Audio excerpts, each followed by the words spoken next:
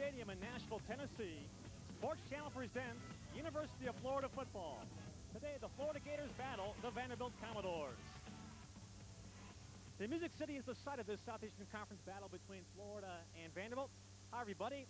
This is Steve Babick along with Frank Frangie with a special welcome to our live pay-per-view audience back in the Sunshine State. Good to have you with us. The Gators are in town, Frank Frangie, to go for win number 9.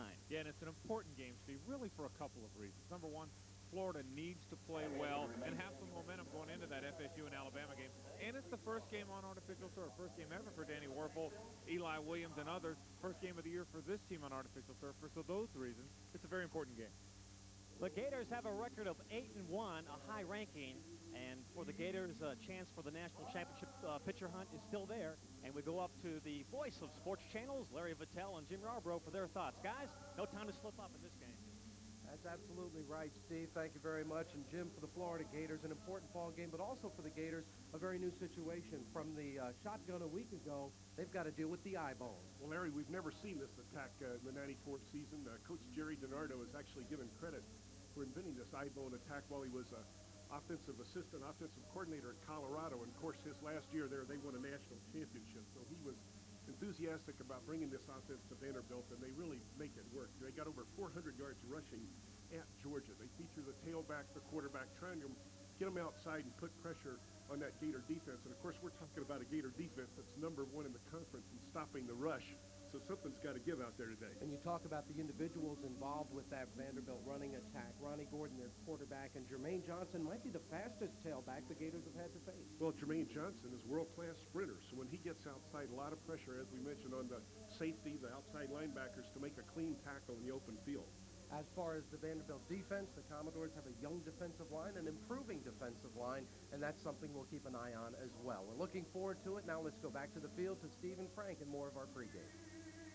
Thanks, guys. This Florida Gator football team on the verge of setting scoring records, both for a school record and in the Southeastern Conference.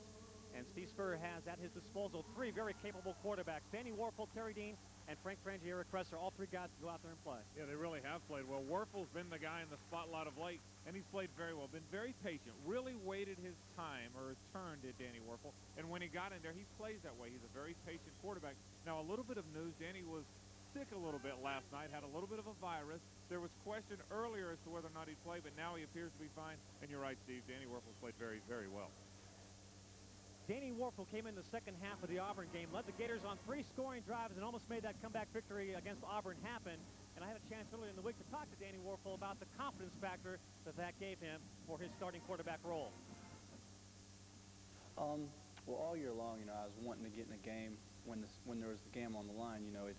It's fun to get in the game at any time, but there's just a little more adrenaline when the game is on the line. And for the beginning of the year, it was mostly just kind of in the mop-ups at the end. And as exciting as it was, I was really looking forward to the opportunity. And I was trying to be prepared all year long, because as a second-string quarterback, you never know when you're going to get your chance. And it came, and I was real fortunate to get in at a time like that. And the team, we got some good plays in there, and some players lifted up their level. And I think I was just real fortunate to be there.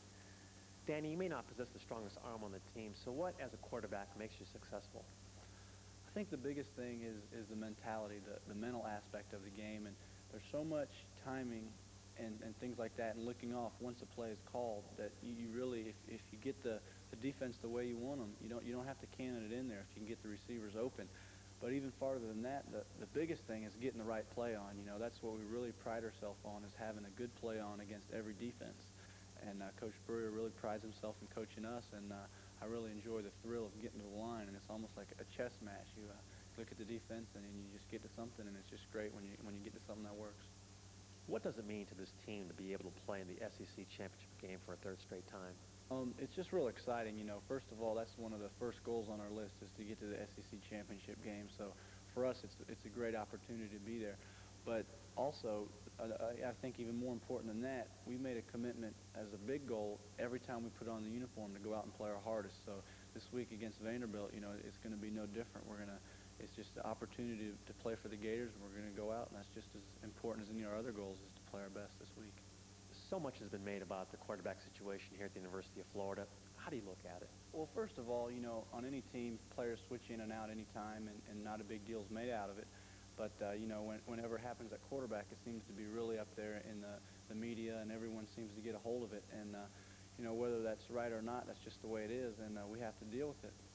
And I think, first of all, we're fortunate as a team to have two quarterbacks on one hand because, last year when one was struggling, the other one came in. When I got hurt, we didn't miss a beat. Terry stepped in there and played great, and we finished with a great year. So it's a great asset for us.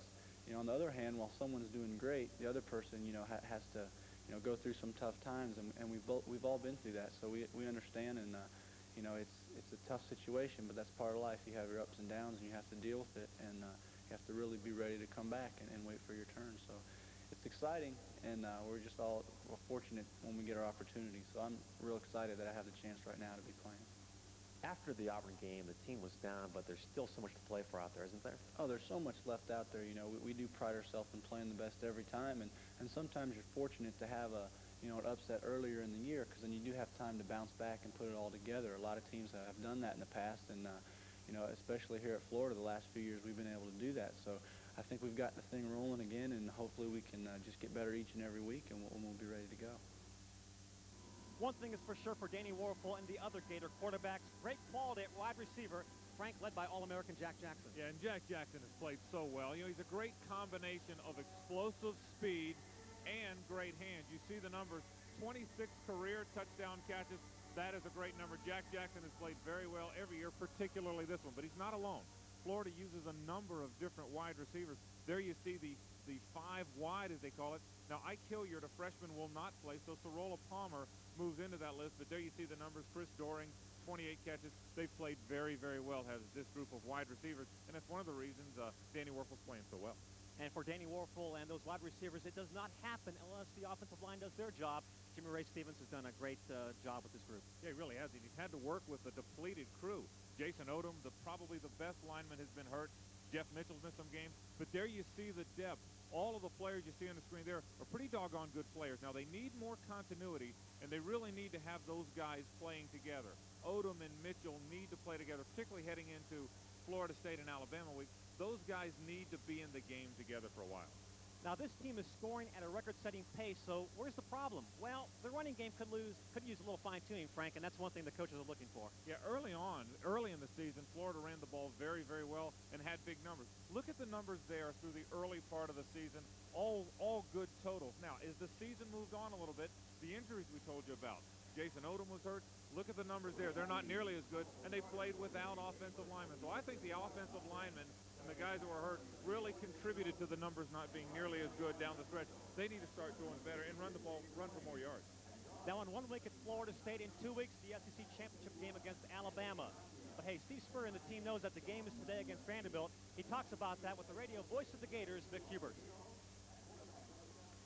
Coach, last week the Gators clinching the SEC Eastern Division title, but there's still work ahead. The importance of this game today against Vanderbilt. Well, certainly very important, Mick. We've talked about trying to have the best record in the SEC in the 90s, and I think we're sort of tied with Alabama, or one game one way or the other. I'm not sure, but we certainly want to keep the momentum that we've been able to achieve the last 3 games and keep it going through Vanderbilt. We can play a lot better in some areas of the game that we've not been playing, basically running the ball. And we're going to be tested defensively against one of the best running teams in the conference, if not the best. So we got a lot to play for today, and we're going to try to play better than we did last week. This is certainly a game where the Gator defenders have to be good tacklers. They've got a lot of assignments in this game with Vanderbilt running the ball so well out of an option attack. Well, they do run the option, but they also just line up and run a lot of base stuff, similar to what other teams do, but they maybe block it a little bit better. And they've got that running back, Jermaine Johnson, that runs 4.2 in the 40, world-class speed, and he hits the hole running full speed. I really admire the way their running backs hit the holes and the way their linemen block. So it's going to be a test for our defense. We cannot go up there lackadaisical. We've got to go up there full speed, 100%, playing all out every play. Vanderbilt has had an extra week to prepare for this game, so who knows what they might come with us in this particular contest. Remember in '92 they threw a whole lot of passes. Right, we had a heck of a game up there with them in '92. They threw for over 200 yards, had their best passing game of the season. So we're going to try to expect everything. We keep thinking teams are going to run some trick plays at us, and certainly this may be the week for some double reverse, throw it, and this, that, and the other. If they do it, we should be ready because Coach Pruitt and our defensive staff works on it each week. Well, as always, there should be a good Gator contingent at Dudley Field because the Music City Gator Club, I know you'll have support on the road in this one. Well, our Gator fans are there everywhere we go. I'm sure we'll have 7,000 or 8,000 up there at Vandy, and hopefully it'll be as happy a time as it was 2 years ago. I can't emphasize how important that game was 2 years ago. We went up there with a 5-2 conference mark. We needed to beat Vanderbilt to win the East after losing our first 2 games that year. So that was a special victory for all of us. That team was not near as talented as the one we've got now, or even the one last year. But for that group to win the East, come within one play of beating the national champion Alabama team, that was a special team that we'll all remember. Steve, again, congratulations on yet another Eastern Division title, and good luck in this game. Thanks, Nick. And we do have about 6,000 Gator faithful here at Vanderbilt Stadium. Frank, your thoughts on this game, the keys between Florida and Vanderbilt? Well, I think there's a couple of them for each team. For Florida, I think there's a number of things, Steve, that the Gators need to do. Number one, they need to run the ball better. We've talked about that a moment ago. I think they need to run for 150 yards, not just for this game, but really to get that going for when they play FSU and Alabama. The running game's the key, and I know Florida wants to get that going. Defensively, stop Vanderbilt on first down. When you play a team that runs a lot, they don't want to be in 3rd and 9 situations. If you stop them on first down and make them 2nd and 3rd and long, you got a good chance to win. I think Florida needs to do that. Vanderbilt has got a couple other things they need to do. Number one, they need to keep the ball. Florida snapped it only 52 times against Auburn. Florida needs to snap it 70 or 80. If they snap it that many, they win big. And they got to get a pass rush with their front four. Vanderbilt's secondary alone cannot cover the Florida wide receivers, so they need to generate some kind of a pass rush with their first 4 guys without having to blitz. If they have to blitz, Danny Werfel really can pick them apart. The stage is set. Frank and I will be back at halftime. Stay with us. The start of this game is just a few minutes away. Today's broadcast is brought to you by Dairy Farmers Incorporated. Milk, it does a body good. By Great Southern Wood, makers of Osmos pressure-treated pine. If it doesn't say Osmos on the little yellow tag, believe me, you don't want it. By First Union and the First Union check card. It's the card that works like a check. And by Bryan Foods, the flavor of the South.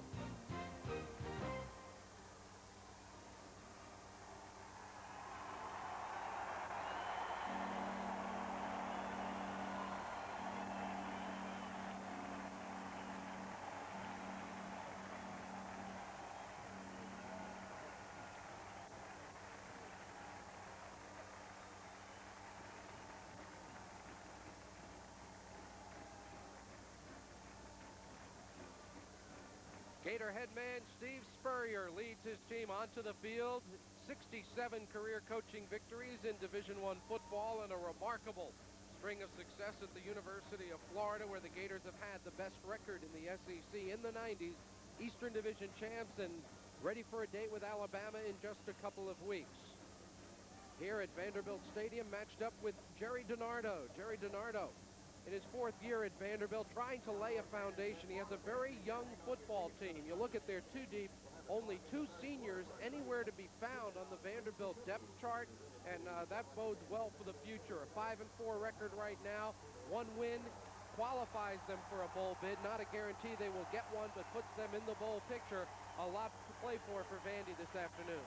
Jerry DiNardo was an All-American offensive guard at Notre Dame in the early 70s. He's done a brilliant job, we mentioned, as an offensive coordinator at Colorado, and now he's trying to turn this program around at Vanderbilt, and he's well on his way. Now, the Vandy Commodores did win the toss. They deferred to the second half. The Gators said, we'll take it. Let's get Jack Jackson back there and have him bring it out of the end zone.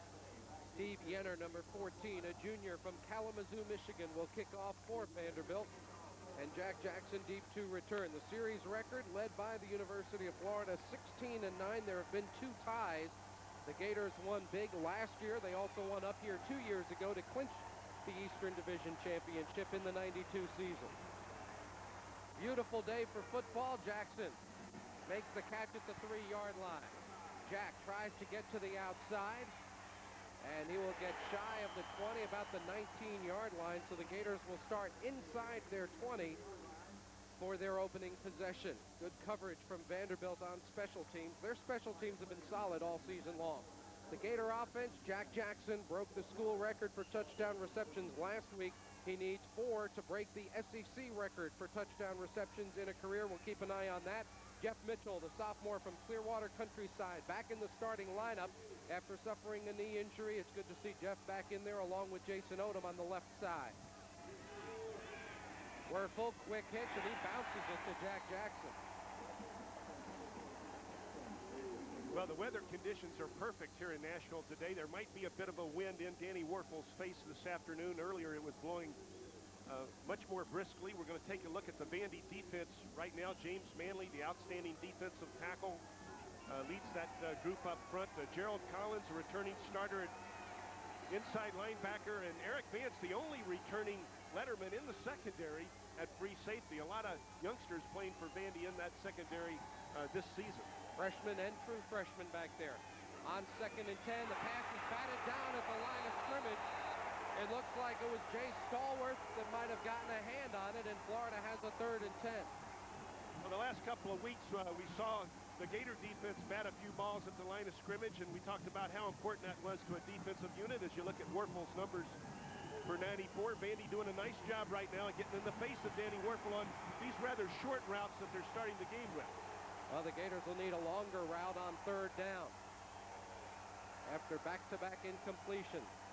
Vanderbilt doesn't blitz a lot, but they'll come with 5 rushers this time. Werfel overthrows Jack Jackson, and it's a 3 and out for the Gator passing attack. 3 incompletions, none of which really came close to connecting. I don't think I've seen the Gators disconnect on 3 in a row. Have you? I can't recall. They're so efficient with this offense, whether it's Werfel or Terry Dean. But on the road, that's a very weak start, obviously, for the Gator offense. And out comes Shane Edge, who's nothing weak about this average. 44.5 yards in the 94 season, leads the SEC right now.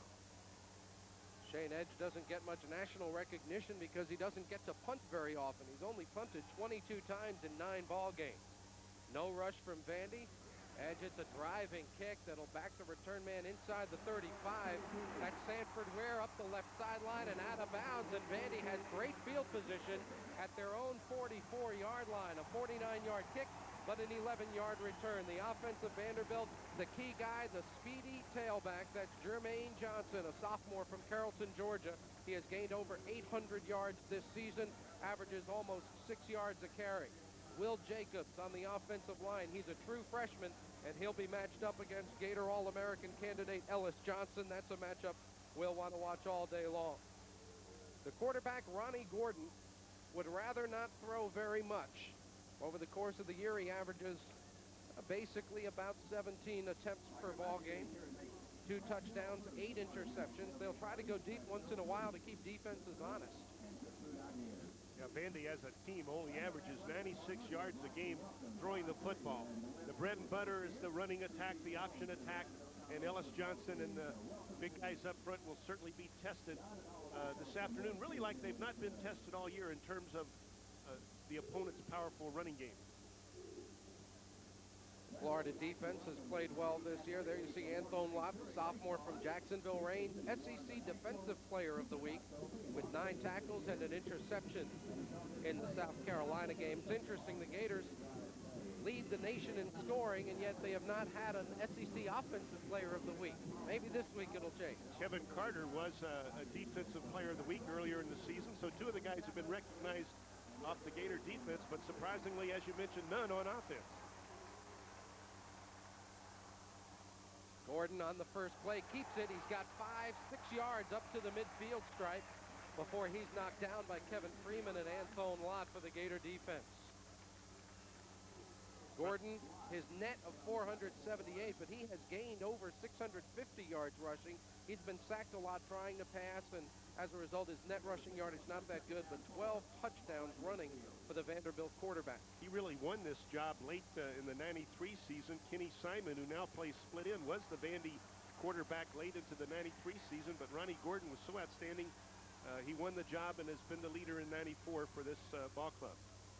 There's Jermaine Johnson. He's got a little hole. He's got a first down at the Florida 45.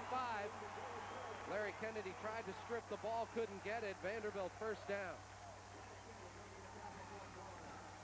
Jermaine Johnson, a lot like Eli Williams, more of a scat back type of ball player. Right off tackle, that's one of those base running plays Coach Spurrier mentioned in the open. They run the option, but they also run power football off tackle. You saw the lead blocked by big Eric Lewis, a 240-pound fullback right there off tackle. Now a wishbone set with no tight end on 1st and 10 at the Florida 45. Gordon checked. He's got 2 seconds and a false start by the left guard, Owen Neal out of Louisville, Kentucky. Pull the ball snap. Offense, false start. That's our Southern gentleman, Jimmy Hoppa. Jimmy Hoppa is the Hoppa's referee today. A fine official in this conference. Oh, many years. Many a year. Quite a gentleman. There you see the rest of the officiating crew working under the direction of Jimmy Harper, who I imagine we'll see Jimmy in a couple weeks in Atlanta. What do you think? He's a senior official, I think, in the SEC. You know, Vandy had the week off again last week, so they probably put in a few wrinkles, which includes some different formations for this Gator defense to look at here early. On 1st and 15, they run the option right side. Gordon, the pitch is bobbled. Johnson picks it up and then surges forward. And we'll see where they mark him out. He gained a little bit to about the 47, maybe a gain of 2. Now, I think that's the first official eye-bone option running play of the afternoon. We saw that wishbone earlier. They came out spreading the receivers in a prior play. So a lot of different looks for that Gator defensive unit early here. Vandy certainly in terrific field position the first time they get the football, already in Gator territory. Officially call it a gain of 3, 2nd down and a dozen. These are the down and distance situations Vanderbilt has to avoid. Jermaine Johnson runs left side, runs into a pile of Gators, and will be dropped after a gain of about 5 yards. Lawrence Wright over there along with Dexter Daniels. Probably no game has put more pressure on the defensive backs in terms of stopping the running attack than this game will. You see the inside linebackers are getting there to make the hit, but also I think that was Anthony Lott making that hit too. Lott and Michael Gilmore, Lawrence Wright, they'll be responsible for making a lot of open field tackles today. Dexter Daniels obviously always called upon an inside linebacker to shut down the opponent. Gator 3rd down defense has been good all year. Jermaine Johnson looking for a little seam, finds it, and he gets close to but does not pick up the 1st down. Lawrence Wright, Larry Kennedy over there for the Gator defense. It'll bring up 4th and a long couple from the 37. Vanderbilt does not have a long field goal kicker. Now you're going to see Ben Hanks get cut down, and Lawrence Wright has to make the tackle. There he is all by himself. We talked about that single open field tackle right there. If he doesn't make the hit, they get the 1st down. Vanderbilt will go for it on 3rd down. They need to get the ball about halfway between the 35 and the 34. The Gators line up with 5 men on the line. That's 2 or 3 yards to go here. Gordon in trouble, dropped short of the 1st down, and the Gator defense holds. Well, that was a gutsy gamble, obviously, because it was at least 2 yards, and we called it actually 3. But Vandy going for a bowl opportunity here. A number of SEC teams still remaining looking at the bowl game opportunities outside of the big bowl games, the Sugar Bowl, obviously, that the Gators are hoping to go to. But who makes the play here? Look at the up. Mark Campbell forced it upfield, and then Ellis Johnson, Michael Gilmore on the tackle. But I think Campbell really disrupted the play. He got upfield so quickly there, he destroyed the outside opportunity for the quarterback to get outside. Well, the Gators started out with 3 incompletions. Werfel this time hits it to Aubrey Hill, but that's only about a 4 or 5 yard gain. We talked about open field tackles for the Gator secondary against the running game. Well, Vandy's going to face the same situation, except they're going to be in the open field with this speedy wide receiver core. That was a nice tackle by Corey Chavis, number 28. One of those freshman corners that we talked about Vandy is forced to play, or actually is playing because they're so talented too. They mark him at the 41. It's 2nd and basically 6 yards to go. Running up the middle, Fred Taylor. He's got a 1st down and more to the 49-yard line. Well, Larry, it looked like the Werfel checked off at the line of scrimmage right there to that off-tackle play. Fred Taylor doing a great job as a true freshman. You see his numbers for 1994. Vanderbilt has a pretty good defensive line, but it's not a really large group, and you might be able to run right at them, and this is what the Gators do with Ingracia and Young on the right side. And you see the lead block also by Dwayne Mobley, I think it was there, 23. Werfel checks off to an inside run. This time Taylor hit at the 50 and driven back.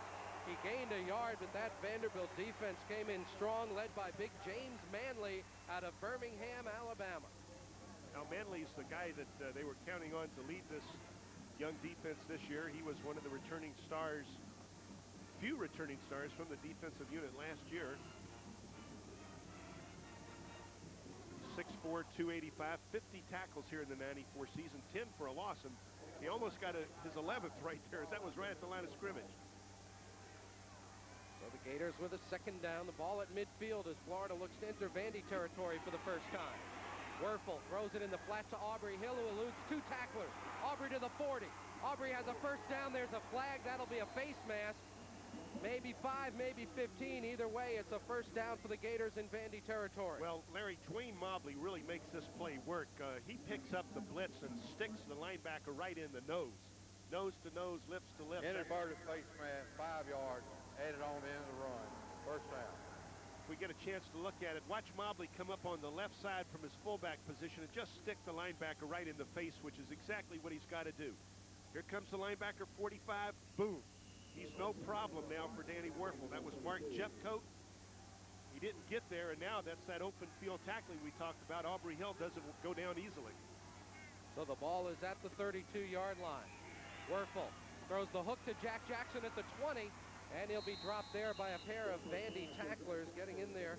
Eric Vance, the free safety, along with cornerback Corey Chavis, but a gain of about a dozen, maybe 13 yards. And a first down. Jack needs 2 touchdown receptions to tie the SEC single-season record, 3 to tie the career record. Now, I believe this week the American Football Coaches Association announced Jack Jackson was one of their All-American receivers, one of the first. This used to be the Kodak All-American team. Now it's the Coaches All-American team. Jack Jackson's our first official All-American in the 94 season. We hope that a few other Gators will get recognized, too. Werfel looking deep for Aubrey Hill, and that's incomplete. Hill turned to the ball, and the Vandy defender did not, but the ball underthrown so much that no interference will be called. There is a flag on the line of scrimmage, however. And it's against Florida for either a false start or an illegal formation. The Gators moving back. That might have been a dead ball play all the way. There didn't seem to be any movement at the line of scrimmage prior to the snap. You see Matt Anderson really face guarding right here, but I guess he didn't make contact. The official right at the spot had fallen down, and I believe he lost contact with those two guys in the end zone, but that was probably a good no call. Well, they do take the 5-yard illegal procedure against the Gators, so it's first and 15 from the 25. Danny Werfel looking deep for Jack Jackson. Touchdown!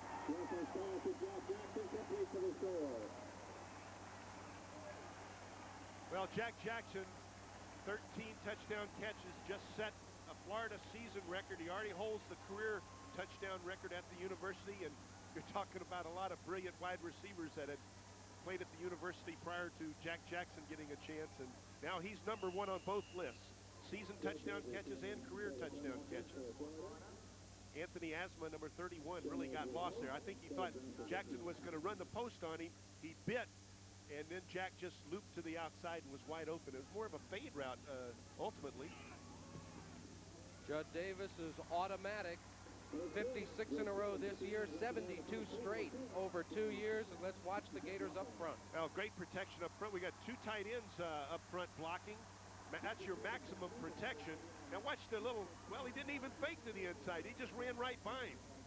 I think Asma was expecting him to run inside, just watched him run right by him. It's a tough sun for these Gators right now, too, Larry, as they're looking back from left to right, as you're looking at the screen, looking back to a very bright sun, but didn't bother Jack Jackson.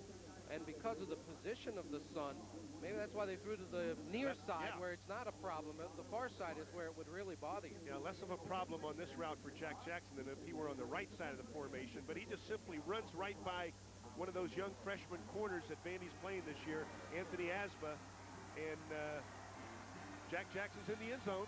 Florida leads at 7-0 early in the first quarter.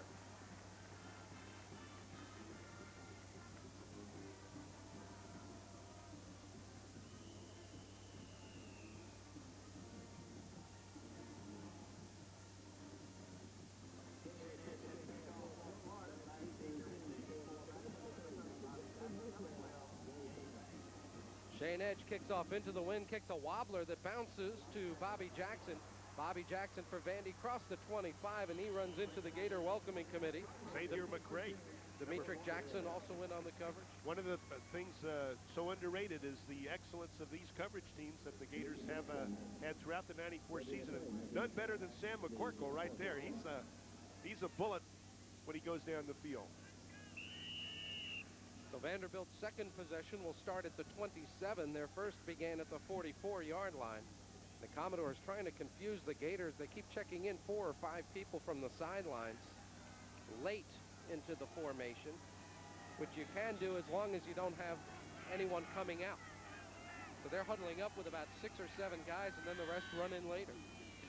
Gordon, picking his way through traffic, ends up back at the line of scrimmage where Dexter Daniels says, "How are you?" And a late flag, I think, was thrown into the pile. There it is.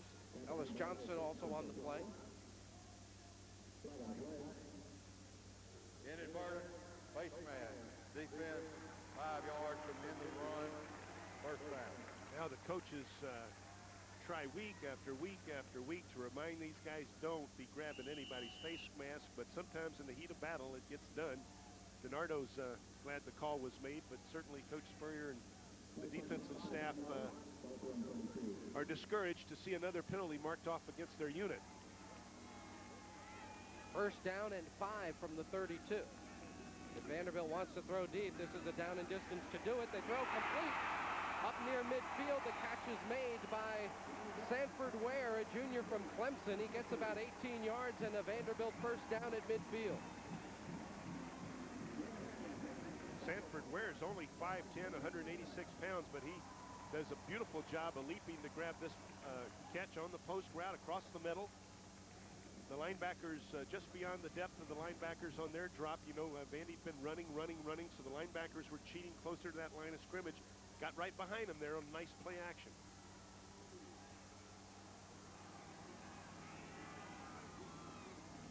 On 1st and 10, Jermaine Johnson in trouble, gets away from it, still on his feet, and he gains about 7 or 8 yards.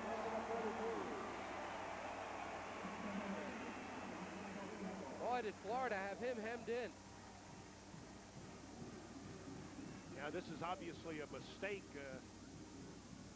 because he's shut down completely on the offensive left side. Mark Campbell says no dice, not going to get it done over here, and he uses his speed and breakaway ability to get back to the other side. Almost was gone on that one on a broken play. Say, you've got to hold on to Jermaine Johnson when you get a hand on him. He is so quick. Second down and short. Johnson again. Surges close to first down yardage at the nose of the ball right on the 40. It appears from the spot that he might be just an eyelash short. This Jermaine Johnson was one of the fastest 60-meter sprinters in the nation last year. So when we're talking about speed, we're talking about the real thing here with this young man. And it's a fast track on this artificial turf. The speed is even magnified on a fast track like this. Commodore substitute again on 3rd and very short. They need maybe less than the length of a football for a first down. Gordon will keep it, and he got maybe the length of a football, so we're definitely going to have a measurement here. He just needed a few inches, and it looked from our angle that he got it rather easily. Oh, Jimmy Harper's in a hurry, isn't he? Just give him the first down.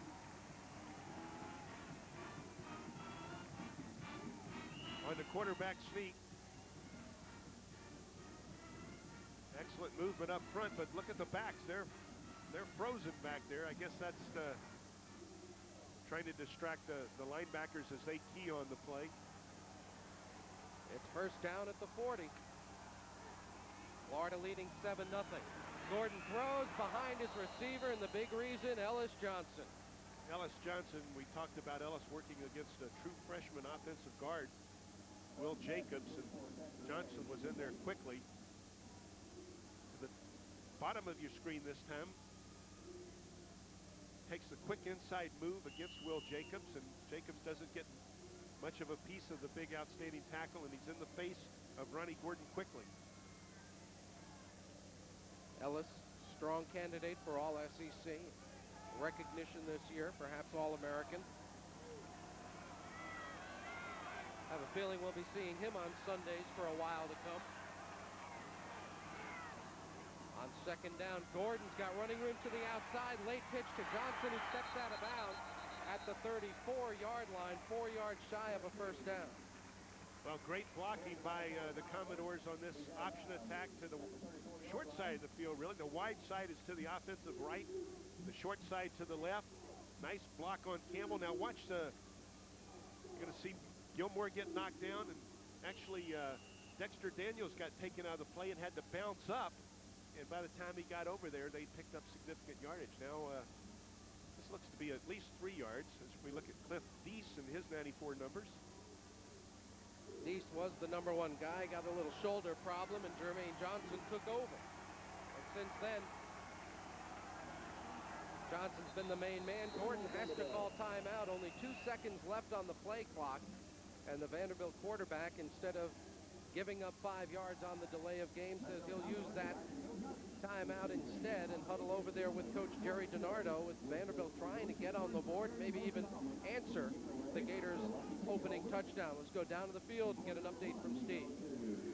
Well, during the pregame, you heard Frank Frangie mention about Danny Warfel and the stomach virus that he had to fight through last night and this morning, and so far so good for Danny Warfel. Another guy that battled some sickness during the night was defensive tackle Ellis Johnson. Now, Ellis was bothered by an ear infection and had to be treated. Now, obviously, you've seen him out there making some plays, but boy, the guy's made a trip, and all of a sudden, a few got sick, and hopefully they're getting better real quick. But Ellis Johnson did do some battle with that ear infection, but is okay right now and able to play. Okay, thanks a lot, Steve. The Florida Gators 7, the Vanderbilt Commodores nothing. 4:37 to go here in the opening quarter at Vanderbilt Stadium. As we look at this third down conversion opportunity for Vanderbilt, we need to remind the fans that the Gator defense leads the Southeastern Conference in denying the opponent that third down conversion. Only 1 in 4 attempts has the opponent been successful against the Gators when they've been faced this situation. Florida leads at 7-0 with 4:37 to go in the opening quarter.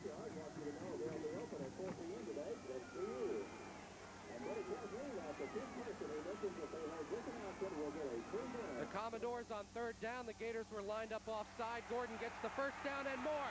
Gordon to the 15. Ronnie Gordon, touchdown.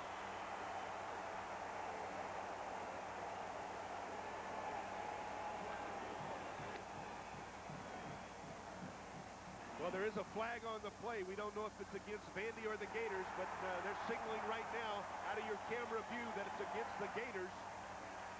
And Ronnie Gordon gets the first touchdown for Vanderbilt this afternoon. Henry McMillan, the defensive tackle, you watch Henry on the right, the top side. Now, Henry's going to overrun the play. You see, he's making a good drive in there, but then Gordon breaks it behind him. And everyone else was caught flat-footed. Kevin Freeman, the inside linebacker, got caught flat-footed when Gordon made that break back. And by the time the secondary got that there, he was in the end zone. So the extra point is kicked through by Steve Yenner. And with 4:22 to go in the opening quarter, the Vanderbilt Commodores have tied the Gators at 7-all.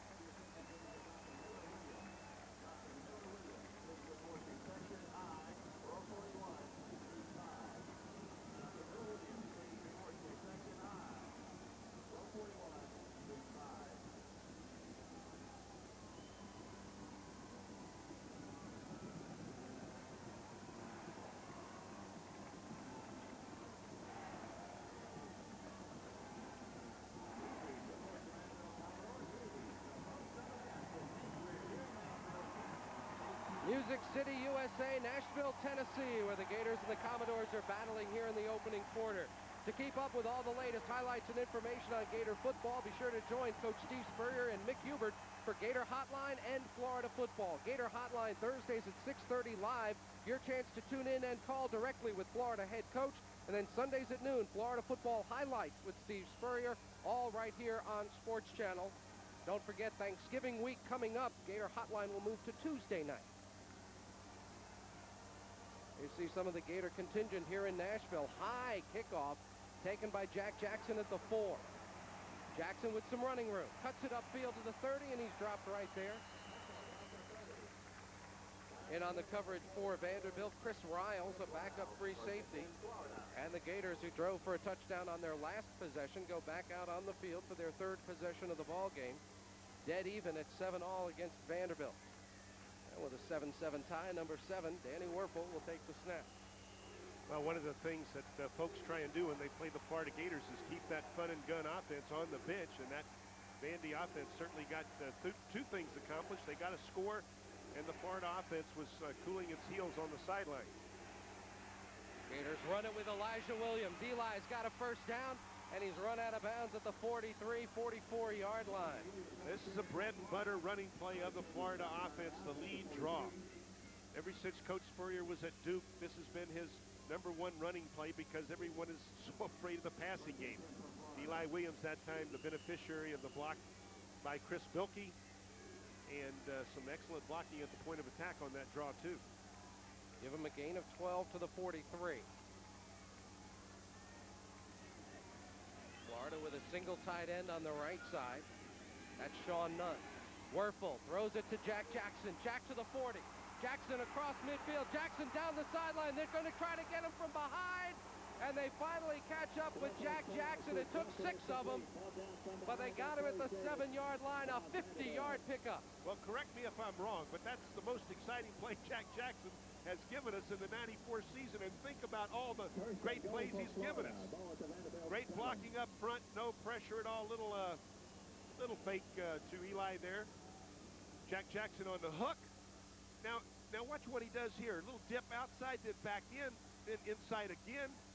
Hey, you don't coach that. That's just fantastic natural ability. And Jack has really had a chance to run like that after catching the ball. Elijah Williams to the 5. Elijah Williams drives inside the 4-yard line.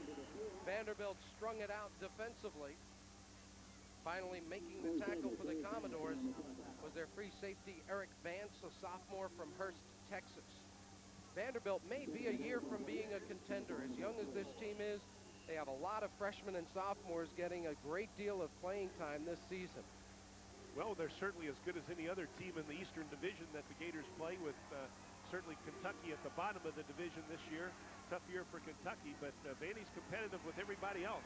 Eli Williams to the 1, but he did not get in. Vanderbilt's defense got over there to make the stop. Defensive end, Jay Stallworth. Number 89 sliding all the way over, so it's 3rd and goal from a yard away. Now, you can't mess around with these opportunities. You have to execute. Werfel asking for a play. Coach Spurrier says, we'll call timeout, Danny. We're not ready. Let's think about it. Don't mess around, which is exactly the thing you have to do. Well, I think what happened is someone told a couple of wide receivers to go out on the field, and that was not the formation and the personnel Steve Spurrier wanted for that play. And rarely do you see that mix-up happen because there's so much coordination between Coach Spurrier and his other offensive coaches along that sideline that you don't see that type of thing happen. But when it does happen and you're about to score, you're not going to fool around and you call a timeout. We have 2 minutes, 28 seconds to go here in the opening quarter. There you see some of the folks up at the Commodore Club. That is a parking garage here on campus where their supporters can park and then go upstairs to the little reception, pretty big reception area actually. That's quite a multi-level garage, isn't it? It's kind of like Wrigley Field, isn't it? Where you sit out there in the apartments, the rooftops across from the field, or is it Fenway? One of those two. I think it's Wrigley Field. Wrigley. That they cheat, stand on the roof and watch the games, and there's a few of them over there basking in that sunshine that greeted us when we came here to the stadium today. Boy, it's a beautiful fall day for college football. The Gators having their healthy offensive line. They bring in Johnny Church as an extra tight end. Number 40 will line up alongside Jason Odom on 3rd and goal. Bilkey, the blocking back. Elijah Williams, the tailback. The Gators toss it to Eli. Eli in trouble, will lose a yard or two. Well, James Manley, number 56, seemed to destroy that play as soon as the ball was snapped. Maybe we'll get a chance to take another peek. Manley is on the right side of the defense to the left of the Gator offense. Now watch look how far he gets upfield right there. He gets upfield on Mitchell. And before Eli could make the cut, he bounced off Jeff Mitchell's hip there and went down for the count. Williams tried to take it inside, and there was a lot of pursuit there, but that Manley is a disruptive individual. Judd Davis kicks it true for the Gators, his 12th field goal of the season, his 4th point of the day. Judd is now just 13 points away from becoming the Gators' all-time leading scorer.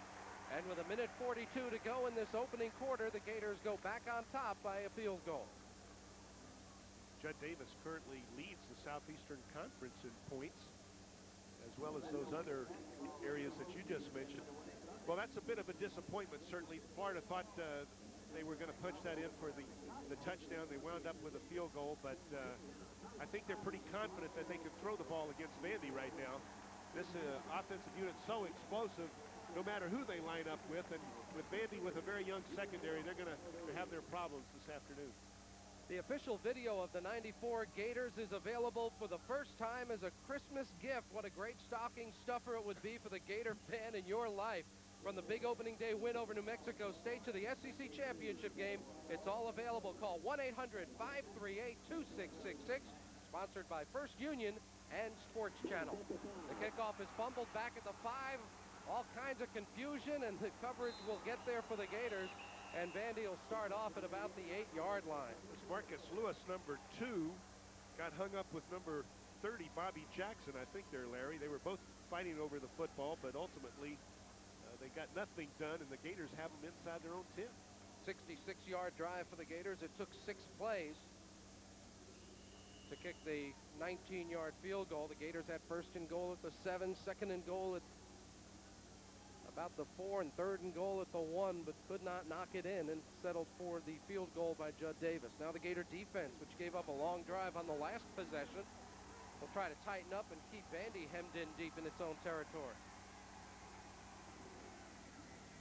Gordon rolling right, pitches to Jermaine Johnson. There's that isolation tackle, and it is a world-class tackle made by Anthony Lott, who's shaken up on the play. Well, actually, there were 2 world-class tackles. The first was by Lawrence Wright on the quarterback, Ronnie Gordon, and then Anthony Lott making the big stick on the tailback. Sorry, Jim. It looked like he got a helmet right in the ribs or the abdomen.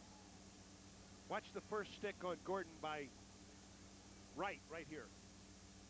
That's a great play right there. Stayed home, did what he had to do, and then Anthony Lott, oh, that was beautiful head-on, head-to-head contact right there. It looked like the knee, not the helmet, is what got him in the gizzard. Was it the knee of Ronnie Gordon? Is that what happened? Yeah, he just hopefully missing a little oxygen right now, and he'll bounce up. Anthony has played quite well for the Gators this year. 3rd-year sophomore from Jacksonville Reigns has really solidified his corner spot, and he's okay. He'll have to sit out a play, but he'll be back before long.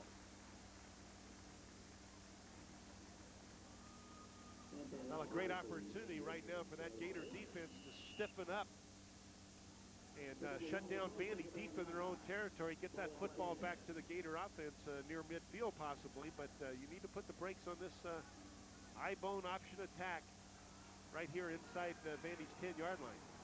Shea Showers from Santa Fe High School in Alachua checks in at the right corner for the Gators. Gordon goes with the inside Jermaine Johnson, and the Gator defense hems him in and drops him.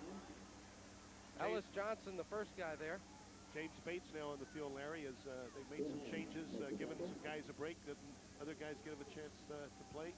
Johnny Church obviously alternating inside at the front 4. And Vanderbilt has a tough situation, 3rd and a long 8 inside their own 11-yard line. Commodores check 2 guys out, 2 guys in. They'll go with 4 wide receivers on this play.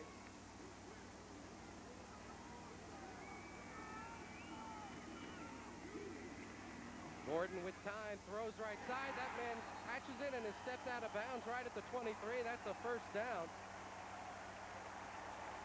Dwayne Todd, a freshman from Lorain, Ohio. Dwayne Todd only has 3 receptions in the '94 season, but he certainly comes up with a big one right there as he gets his own team out of the hole, and that's the end of the first quarter, it looks like.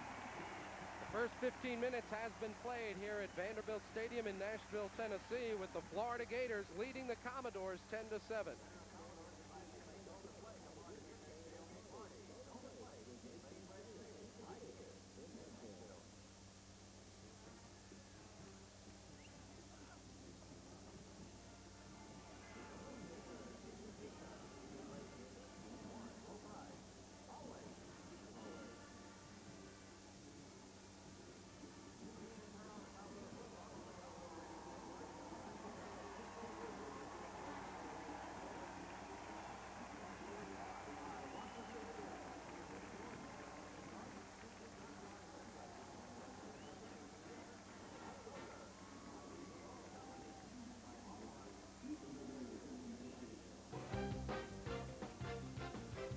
Today's broadcast is brought to you by Norwegian Cruise Line.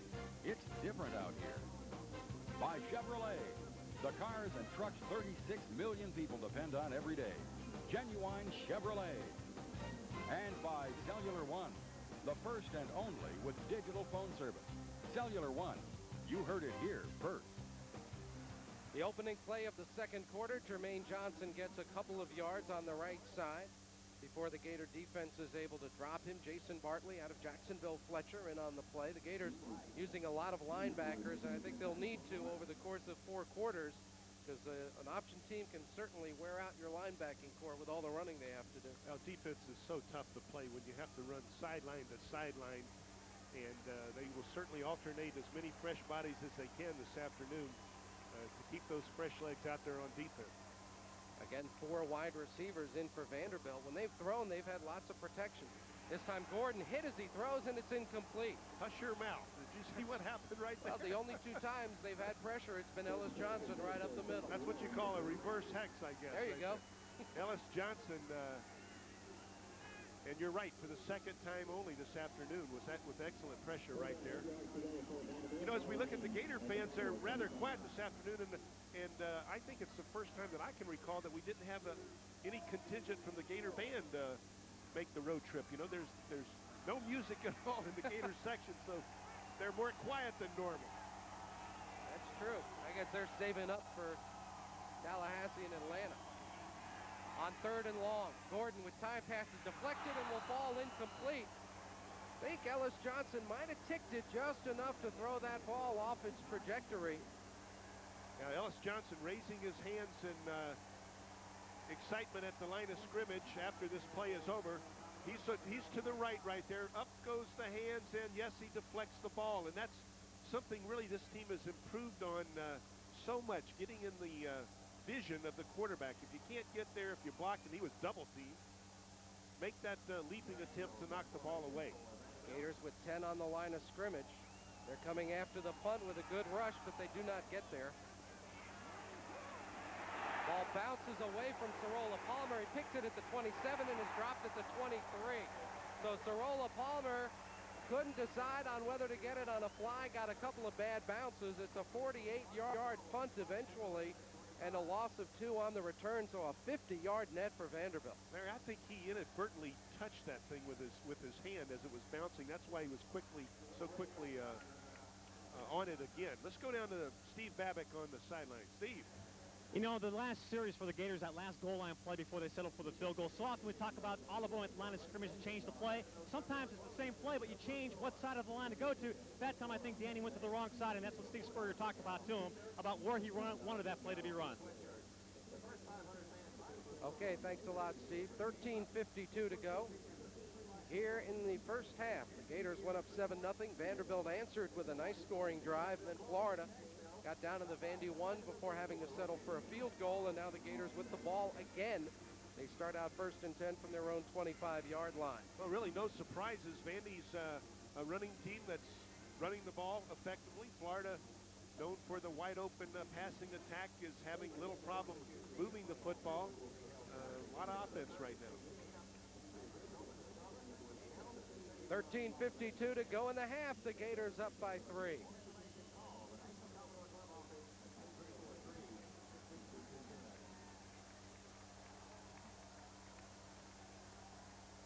Danny Werfel has 3 wide receivers on 1st down. Vanderbilt's Collins jumping around. Werfel sets up, throws the crossing route to Chris Doring. Doring to the 40, fumbles as he's hit from behind. Loose ball, and it looks like the Gators got it. Well, great hustle downfield, really, by both teams. Is it Jack Jackson on the ball? No, it's Freddie Taylor. Now that's hustle from the tailback who had to block on the blitz. I think he did stick a linebacker because they were bringing an inside linebacker. Yeah, look at him make the hit. Was that Freddie Taylor that made the hit? No, it was Mobley's block. Was it Mobley make the hit? And Taylor came out of the backfield. Now Taylor's going to hustle down and make the recovery. But Mobley, what a job he's doing sticking those inside linebackers. 18-yard gain on the play for the Gators. On 1st down, Werfel swings it out to Aubrey Hill. Aubrey to the 42-yard line. Just a little bit shy of 1st down yardage. Just shy of the 42 before he's run out of bounds. Mark Jeffcoat hitting Danny Werfel there just as he released the ball. Vandy obviously trying to put the heat on the Gator passing game by sending the inside linebackers. They're almost sending an additional rusher every time. Well, Jim, they gave Aubrey a little more from where he spotted it when he placed the ball down. They put it right on the 42, so they'll have to measure to see if they indeed have 1st down yardage.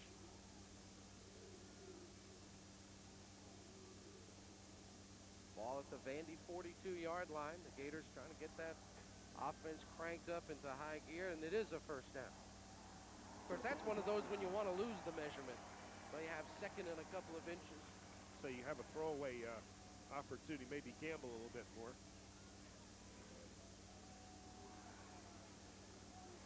Werfel has hit on his last 7 attempts.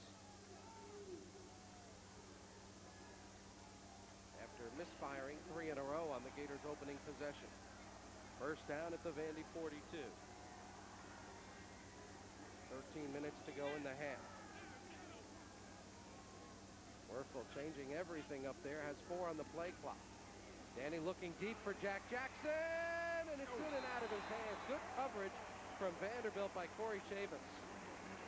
Yeah, that's the youngster on one corner. Asma, the other freshman on the other corner. Jack Jackson that time made the leaping attempt on the streak route down the sideline. Corey Chavis timing his jump just perfectly, knocking the ball away the last moment right there. Jackson had a step. The ball hung up a little bit. I think if the ball had been overthrown, Jackson could have run under it. Looks like Chavis got his arm right in there between Jack Jackson's arms. When the ball came through, he was able to poke it out. Florida with 3 wide receivers on 2nd down.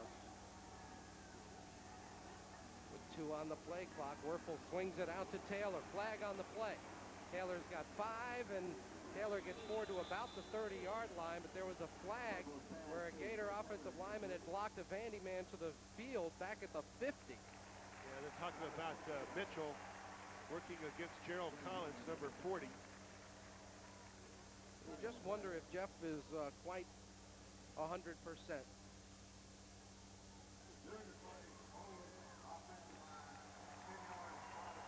Now that's a tough break for the Gator offense, as they obviously had an excellent play called right there. They were moving the football. Now they're going to have to regroup 10 yards backwards. 15. From the spot of the foul, 5 back, they mark it, so it's really going to be 2nd and 25. Watch Mitchell pick up the linebacker for you. Actually, the linebacker hooked his arm underneath Mitchell, and you hate to see that called for holding because the offensive man didn't initiate the grabbing of the arm. Werfel to Chris Doring. Doring will be shoved out of bounds at the 47-yard line. He picks up about 10, and the Gators will have 3rd and long. Chris Doring coming into this game with 28 receptions, 6 of them for touchdowns. Well, this is 2-down territory for Coach Spurrier, even though it's third and about 14. If they can pick up something significant here, don't be surprised to see them go for it on 4th down. We've seen it a lot, haven't we? 2 tight ends right here, maximum protection. Werfel with time throws it, and he's got his man Aubrey Hill, and Aubrey's going to be less than a yard shy of the first down inside the 33. Now, and I don't think there'll be any doubt here based on the recent history of what Coach Spurrier does on these situations. He's going to go for it. Although Judd Davis is almost Mr. Automatic. Yeah, out comes Johnny Church as an extra blocking back. Maximum protection up front. 2 tight ends doing a nice job. David Swain helping out. And Aubrey Hill, the senior, on the hook route. And catches the ball as it is drilled right into his chest. Now, you don't think of Danny Werfel putting a lot of zip on the ball, but he did that time. Right up the gut the Gators go. Taylor churning with those legs. Has the first down at about the 31-yard line. Oh, don't back up, Mr. Official now. He made the second effort. Big Fred Taylor, he seemed to pick up the first down easily. But the guy that's putting the ball down right in front of Mr. Harper right there, he started backing up towards the Florida side of the line of scrimmage there for a minute. Fred Taylor off tackle. There's the lead block by Mobley. Nice job by the linebacker coming up there, Collins. Now, this is a little extra surge right here. Well, Taylor loses the ball, but fortunately it looks like it came right back to his belly there. They might have spotted it where he landed on it, which would make it the good spot by the official. Still enough for a Florida first down at the 32. Werfel's got time running out on the play clock again, and he just barely got the snap off. Werfel dumps it to Sean Nunn. Sean Nunn runs over a corner and gets down to the 20-yard line, and Corey Chavis is sitting there saying, I didn't think Florida threw to the tight end. This isn't fair. Sean Nunn is a big one. He's 6'3", 246.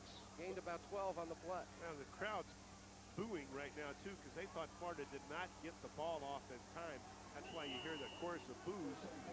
But, yeah, nice to see the tight end find the empty area right there. That is the 5th reception of the season for Sean Nunn.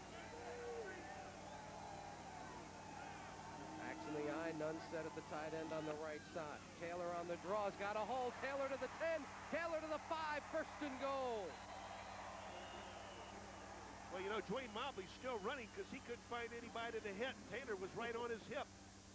Everybody's cleaned up so nicely at the line of scrimmage.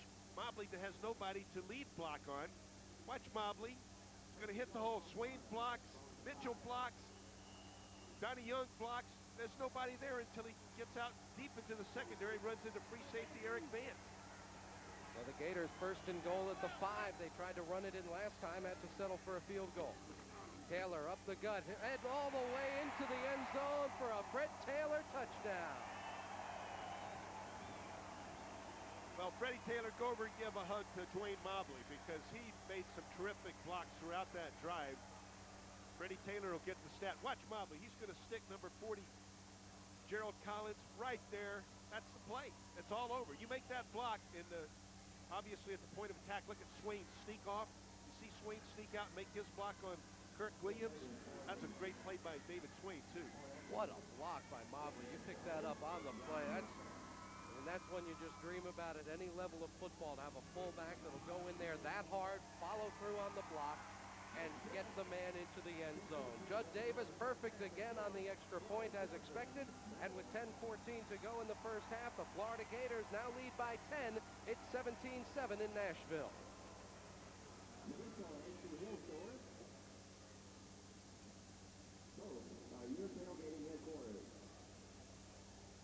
You can see your friends at the Outback Steakhouse before and after the game. No rules, just life. 3 locations to serve you at West End, Brentwood, and Riverdale. Ladies and gentlemen, a very limited number of season tickets remain for the 1994-95 Vanderbilt. Florida by 10 here in the second quarter at Vanderbilt Stadium. A beautiful Saturday afternoon in November. We hope you're enjoying it wherever you're tuned in on our telecast. Terrific drive for that Florida team, and Keep in mind there was a 15-yard penalty against the Gators on that drive, so they actually covered 90 yards of total offense on that possession. A big catch by Aubrey Hill and some excellent running throughout that drive. Edge with a driving kick that'll go through the end zone. So Shane Edge taking advantage of the wind at his back. Kicks off out of the end zone, and Vanderbilt will start at the 20. The Commodores had one good scoring drive. They had a great opportunity on their first possession, but the Gator defense held on 4th down. And now you see what Vandy coach Jerry DiNardo's doing. He huddles over his skill people while the offensive line just stands out there. Now, Vandy's only had one 200-yard passing game all season long, and it was against Arkansas when they trailed badly and had to put the ball in the air. So this is not the kind of team that wants to be in this situation, trailing 17-7. But right now, they won't panic. They'll stay with their game plan. Jermaine Johnson. Kevin Carter got a hand on him, couldn't bring him down, and Johnson ends up picking up about 4 before Larry Kennedy, Michael Gilmore get in on the tackle. Also Dexter Daniels over there. Kevin Carter does a super job of working upfield against the block of Jason Tomacek, the tight end. Carter just overpowered him and got upfield, really determined where Jermaine Johnson was going to be able to go there, which wasn't far. Whenever you run a Kevin Carter, don't count on getting too much. Commodores substitute. There's 8 on the play clock. They're still in the huddle. Play clock down to 4. And they just beat the mark, and he runs right into Kevin Carter, and he probably wishes now he'd taken a delay of game penalty because Carter wrapped him up and drilled him.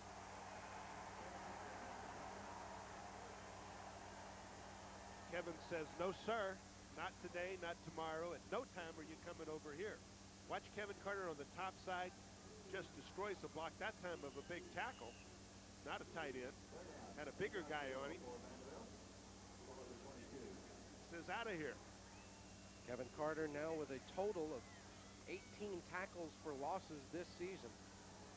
Loss of 1 on that play.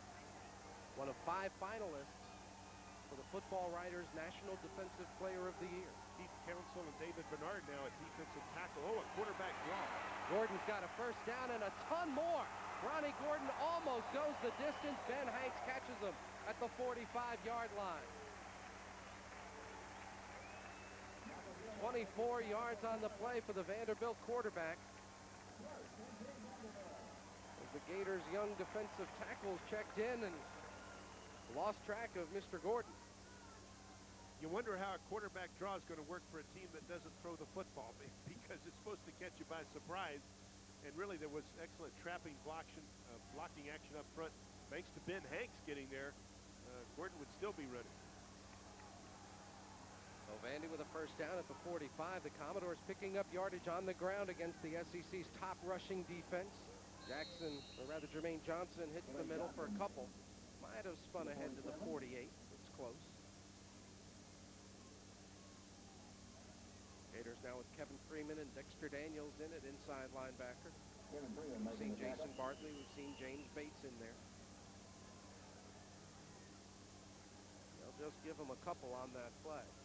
The Gators are going this afternoon with their base defensive alignment. 2 inside linebackers in the front 4. Ben Hanks at outside linebacker, and then you got 4 DBs on the field. Gator defense allows giving up 70 a game. They've given up 106 on the ground already. Wide, high, incomplete throw to the corner as Gordon was trying to get the ball to Dwayne Todd, but Anthony Lott had excellent coverage. Yeah, no problem for Anthony Lott right there. He was in Dwayne Todd's pocket all the way. Certainly Vandy on 3rd and long, you would think they'd be forced to throw this football too right now. Well, that quarterback draws worked pretty well for them. Gators have to keep an eye on Gordon. He is a really exciting athlete. Vanderbilt checks 2 in, checks to a 4 wide receiver allotment on 3rd down and 8. Gator defense spread all over the field. Gordon sets up, throws in the flat, too high and strong for Sanford Ware. That would have been short of a first down anyway, unless he could have stopped and gone upfield from that spot. So it's 4th down for Vanderbilt. It looked like Ben Hanks and Larry Kennedy got hung up with each other on that side of the field in coverage. The underneath route was there, but it certainly would have been well short the first down. They probably didn't care if he made that catch at all, especially as he was running out of bounds at the same time. The Gators keep their defense on the field, with the exception of Sorolla Palmer in punt return. It's first-team defense otherwise. So don't look for much punt rush this time on Marin Angel, who kicks it to that Sun corner. Sorolla Palmer fields it at the 10 with a fair catch. So it's a terrific punt from Marin Angel of 43 yards with no return, and the Gators will start deep in their own territory with 7:04 to go here in the first half. Very difficult for Sorolla Palmer. They're looking into that bright sunshine here in Nashville to make that catch, but we've talked about Sorolla Palmer's consistency all year long. He's so valuable to this Gator ball club. Danny Werfel has been effective today, leading this Gator offense as he steps up to the line at the 10-yard line. The Gators with their worst field position to start a drive this ball game. The toss counter to Elijah Williams. Eli's got 5, maybe 6, as he got it across the 15 before he was wrapped up. Robert Sheffield, cornerback number 7, made the open field tackle nicely right there on the little scat back. Gators would like to be able to run it out there, get a little bit of breathing room. They'll keep maximum protection in, double tight end, 2 wide receiver, and a single back. On second down, Werfel checks off. He's going to look to throw. He throws deep down the left side. Jack Jackson, and that ball's incomplete. Flag on the play. Jackson jockeying all the way with the Vanderbilt defensive back, Anthony Asma. Yeah, I think it's offensive interference. Jack sticks his arm out right there. Let's see what the call's going to be. Yeah, offensive interference. That'd be half the distance and loss of down, I believe. Yeah, that's what they're going to call.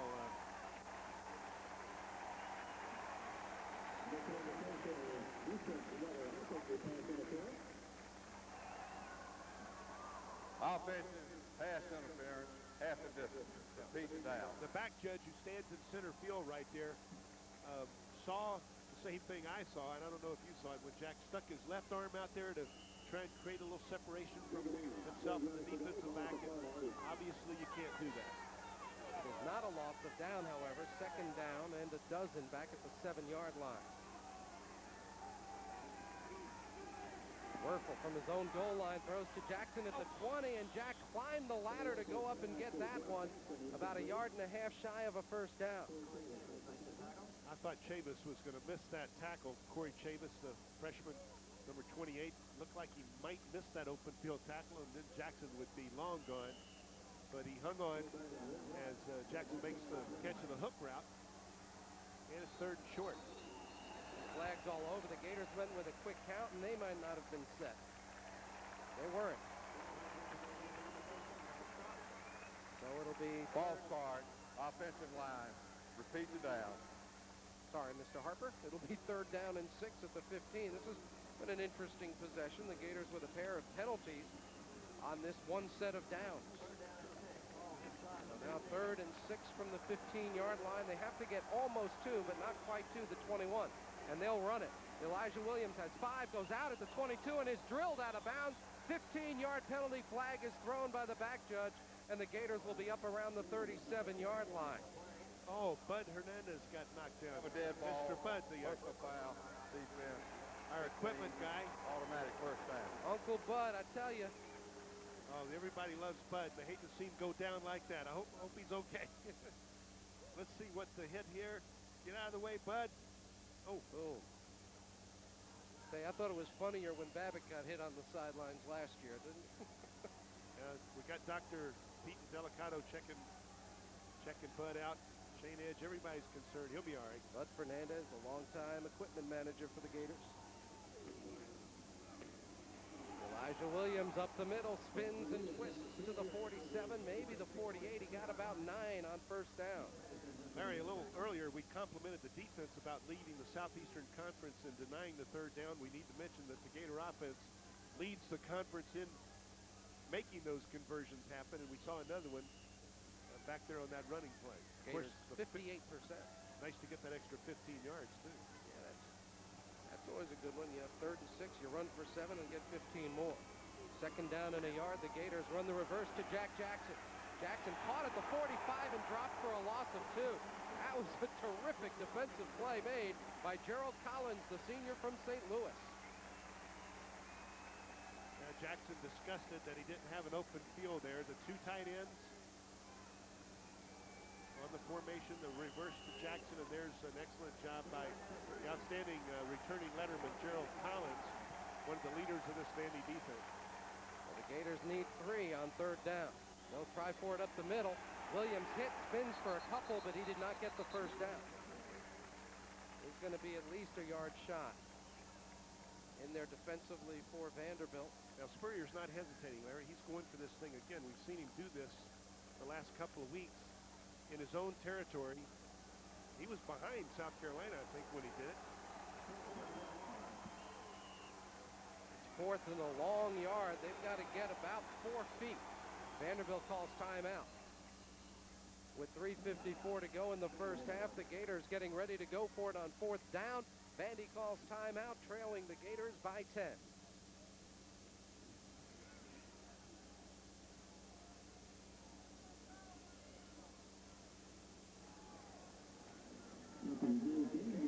Stop by Blockbuster Video and make it a Blockbuster night.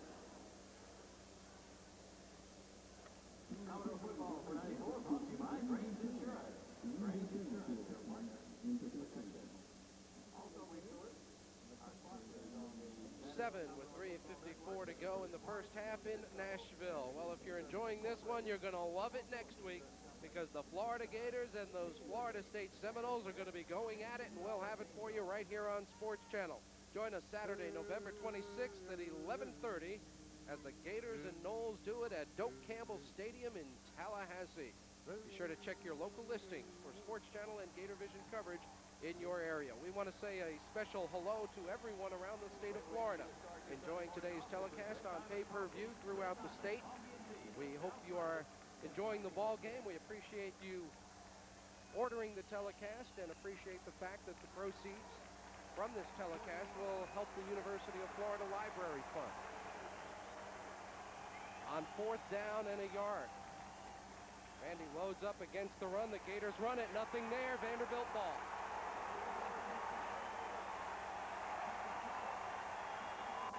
Well, the Commodores have been tested on 4th down many times this season. They currently lead the SEC in stopping 4th down conversions. The Gators on 3rd and 4th down lead the conference in getting it done. But right there, the defense won the battle at the line of scrimmage. A good execution of the defense, and they simply overpowered the Gators at the point of attack. So now Vanderbilt gets great field position at the Florida 46. They're only down 10. And they have 1 timeout remaining, but plenty of time on the clock, 3:54. Darren Hambrick into the game as the Gators nickelbacker. Gordon in trouble, is hit, he still pitches it, and deep with the ball, Gabe Banks back around his own 40, fights his way upfield for about 4 yards, but that will be about it. But the Gator defense disrupted that play, and it'll lose about 7. Was it Ellis Johnson, I think, initially, that got so much penetration, he actually loses his shoe back there, too. We're taking a look at Kevin Carter right now. It might have been Carter, but I think it's Ellis Johnson, 61. Yeah, Ellis gets so much penetration. The play's destroyed right now. Ellis runs out of his shoe. Nice job of getting this ball back to the line of scrimmage, really. Well, they tried to get it back. Gabe Banks picked up about 10 yards after he got the ball, but it's still a loss of 7 back to the Vanderbilt 47. Gordon on the option near side pitches to Deese, who's run out of bounds at the 47-yard line.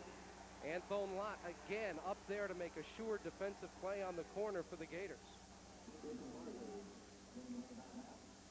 Lott trying to pump himself up right there to continue to make those plays.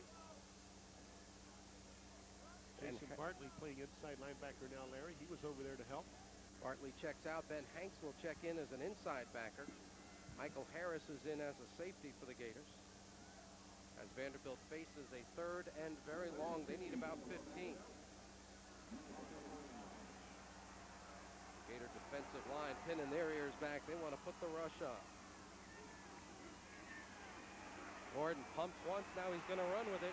Steps upfield, still on his feet. Carter catches him, and he'll be dropped. After a gain of about 7 or 8, he got half of the 15 Vandy needed. Now let's see what Jerry DiNardo does. Does he take the consistent wisdom and punt the ball away? Yes, he's going to do that. Coach Spurrier actually thinks this is probably what will happen if he doesn't make it. He's got such confidence in his offense that they can make it, but if they don't on conversions, fourth down conversions, he believes the defense will stiffen just like they did, and Vanderbilt won't be able to get anything done with that excellent field position. Marin Angel will try to pin the Gators deep. He aims for the corner. It hits at the 12 and goes straight out of bounds at the 12-yard line. So Florida will be 88 yards from the end zone and have a minute 59 and a couple of timeouts to work with as they get the ball back.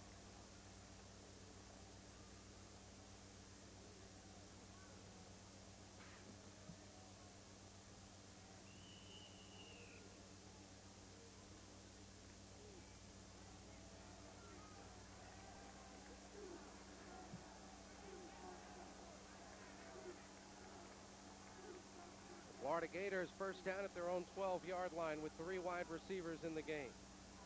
Tried a little shovel pass to Fred Taylor. I guess he caught it. A gain of about a foot. Danny Werfel just shrugs his shoulders right there after he delivered that ball to Freddie Taylor. He had nowhere to go. Well defense. A little change of pace by the Gator offense with that play. Dean Golden checks into the lineup for the Gators at right guard. Donnie Young comes off the field. On 2nd and 9, they swing it out to Taylor, who's got lots of running room to the 20, 25, and run out of bounds at the 27-yard line. So a quick little swing pass picks up about 14 and a Florida first down. 1:18 to go in the half. Well, that's a lot of time for this Gator offense, certainly with Judd Davis on the sideline, to perhaps get in field goal territory. The wind really now is not a factor. It was blowing left to right earlier, but if there is any wind, it might be a slight one at his back. If there is a field goal opportunity in a moment or two. But they've got a long way to go right now as they're just outside their own 25-yard line. Florida with 4 wide receivers in this set. Werfel has to get out of the pocket, dumps it off to Taylor. Fred hit at the 31, goes out of bounds at the 32-yard line. So he picked up about 5 yards, but it was Stallworth barreling in to disrupt the play. Also James Manley making the hit. Right now, Werfel taking a bit of a pounding. Even though he's able to get a second look for an alternate receiver, he's still getting hit as he finally releases that ball.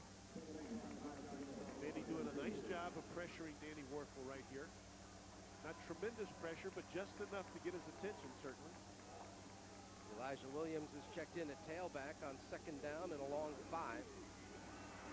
Werfel throws to Williams. Eli's got the first down, and then he's driven back. They'll give him the spot up near the 39-yard line, and that will be a first down for the Gators.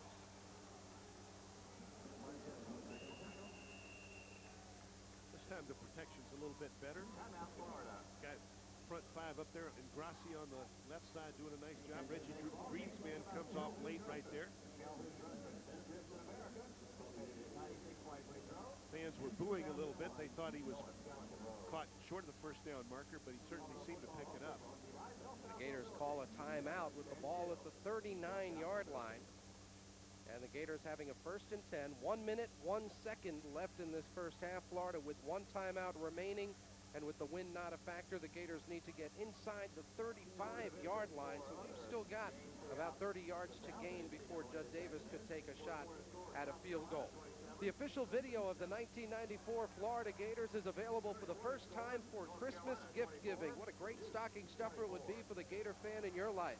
From the big opening day victory over New Mexico State through the SEC championship game, you can relive the great moments of the Gator season by ordering this great highlight video. Call 1-800-538-2666 and reserve your copy today. The 94 highlight video sponsored by First Union and Sports Channel. That number again for you, 1-800-538-2666. Look at this, 15 to 19, so he's really on target.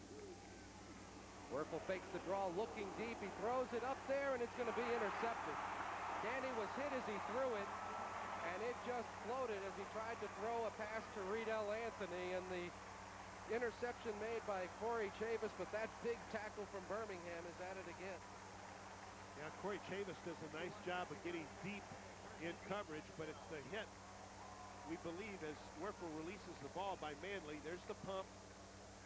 I think he got the ball off cleanly there, Larry. He just didn't see, I don't think, Corey Chavis dropping back deep in his zone.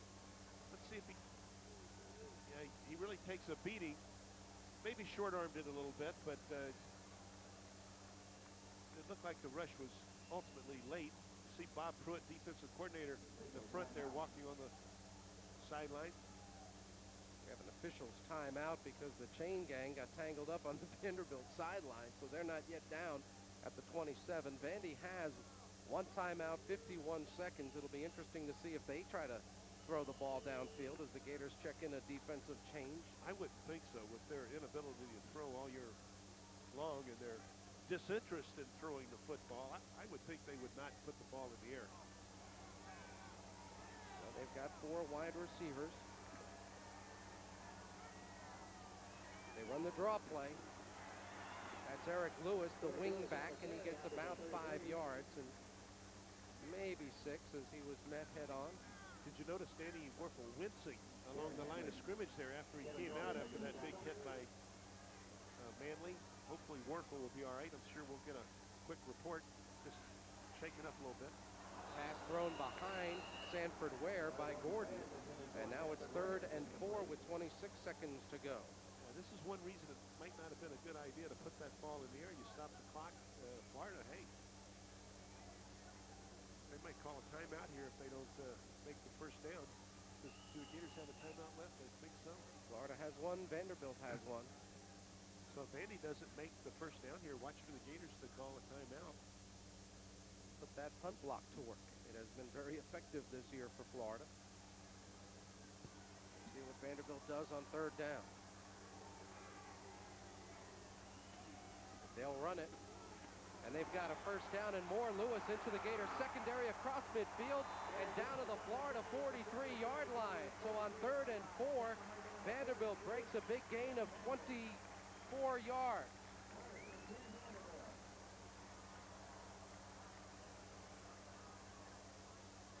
Vandy did not use their timeout. They stopped the clock to spot the ball, and now it will run again. Gordon throws it into the ground, and they have 11 seconds and 1 timeout. That's a couple of plays, maybe 3 if you're really lucky. Jerry DiNardo, I don't think too happy with the fact that 4 seconds ran off the clock from the time the whistle blew until Gordon threw the ball into the ground. Eric Lewis, 3rd leading rusher off this Vandy team coming into today's battle, trailing only Jermaine Johnson, the tailback, and Gordon, the quarterback. Gordon throws over the middle, in and out of the hands of his intended receiver, trying to get it to Dwayne Todd. And that gets us to 5 seconds left in the half, and they may just take one shot at the end zone now. Yeah, might as well do that. If you're going to throw the ball on these other downs, you might as well take the one shot at the end zone. We've seen that happen to guys that wore similar jerseys and helmets earlier this year. The Colorado Buffaloes against Michigan. With a miracle throw into the end zone. Here goes Vandy with their attempt. Of course, that one was from 70 yards away. Under pressure, Gordon gets away from it. There's his long throw. A lot of guys down there. It's tapped and incomplete. Had it been caught, of course, it would have been the end of the half anyway. So that's where we stand. It is halftime in Nashville, Tennessee. The Florida Gators with a 17-7 lead at halftime.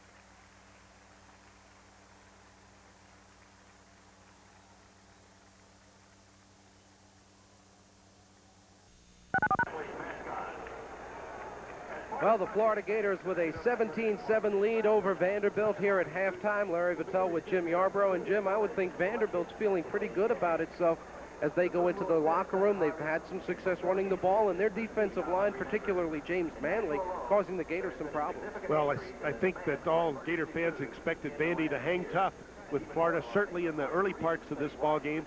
The Gators are 20 to 24 point favorites, I believe, before the kickoff was made, but they have a 10-point lead at halftime. So I think the Florida Gators are comfortable with the way they played. Vanderbilt is hopeful, obviously, but really no surprises out there, Larry. Jack Jackson with some great catches Danny Warfel with excellent protection most of the time, getting the ball down the field effectively. Vanderbilt, their bread and butter option attack, working from time to time, but they still only got one touchdown. So I think Florida's pretty comfortable in control of this game right now. We are at halftime at Vanderbilt Stadium in Nashville, Tennessee. And now for our halftime program, let's go down to the field to Steve Babick and Frank Frangie. Guys? Okay, thanks very much, Larry Vittel and Jimmy Yarbrough and Frank Frangie. One thing we saw in the first half that we haven't seen is when the Gators fell on a third down conversion. That's big news, and then the fourth down play did not get. Yeah, and you're right. And I'll tell you what happened both times. I thought, Steve, is it seems Steve Spurrier really is intent on establishing the run. We talked about that earlier. Got a first down inside the 5-yard line and ran it 3 times and then took a field goal. Then had third and a couple, ran it and didn't make it either time. Steve, you're exactly right. Steve Spurrier seemed intent on establishing the run even on short yardage situations. Normally the Gators will throw in a situation like that. Also, we saw how the Vanderbilt Commodores love to run the ball, and one thing that might be an effective play in the second half is when they spread them out is that quarterback draw. Sometimes the best play for Ronnie Gordon in the pass formation is to take it and run upfield. Yeah, you know, the word is Vanderbilt's got a brand new offense that they've put in a number of different plays. You see them looking at their wristbands to try and get a feel for what they're doing. It's brand new, and they've worked on that all week long, Steve, and it's worked some in a lot of instances.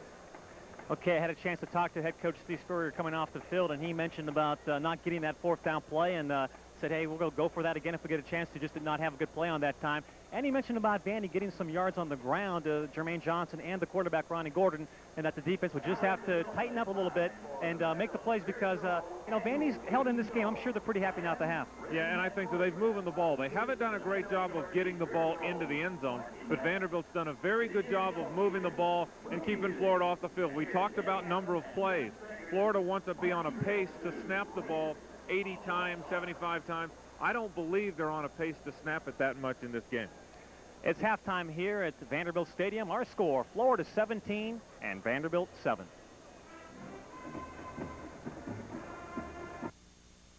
The Gators and the Dogs. For almost a century, the Florida-Georgia rivalry has been one of the best in the nation. Now fans can relive all the spectacular moments of this historic battle in the exciting new video, Border War, the legendary battles of the Gators and the Dogs. Call this toll-free number now to be part of this great rivalry through action-packed highlights and inside interviews. See some of the greatest players in college football history. Get the inside scoop from the legendary coaches in the series. And see all the incredible plays that will live on forever. Call now to order your copy of Border War, the legendary battle of the Gators and the Dogs for just $19.95 at 1-800-539-1117. Order your copy of Border War today. That's 1-800-539-1117. Football fans, get ready for Sports Illustrated's exclusive NFL Team Kickoff Kit. Free with your paid subscription to SI. Just tell us your favorite team. Cowboys! Packers! 49ers! And we'll give you more than ever before. This is incredible! I love it! Your Team Kickoff Kit starts with your official 1994 team video. Free Cowboys video! Free Browns video! If I got a free Giants video, I'll be the luckiest man in the world. Oh, man! Where can I get it? An inside look at your favorite team. Brought to you as only Sports Illustrated can. And ain't no surprise! Your Team Kickoff Kit also brings you this authentic NFL team cap free. It's an unbelievable football package that no real fan can be without. Call now. Use your credit card. And you'll get 54 issues of SI for only $1.47 an issue. Save over 50% off the cover price. And your incredible Team Kickoff Kit is free. Nobody gets you into football like Sports Illustrated. Get into it.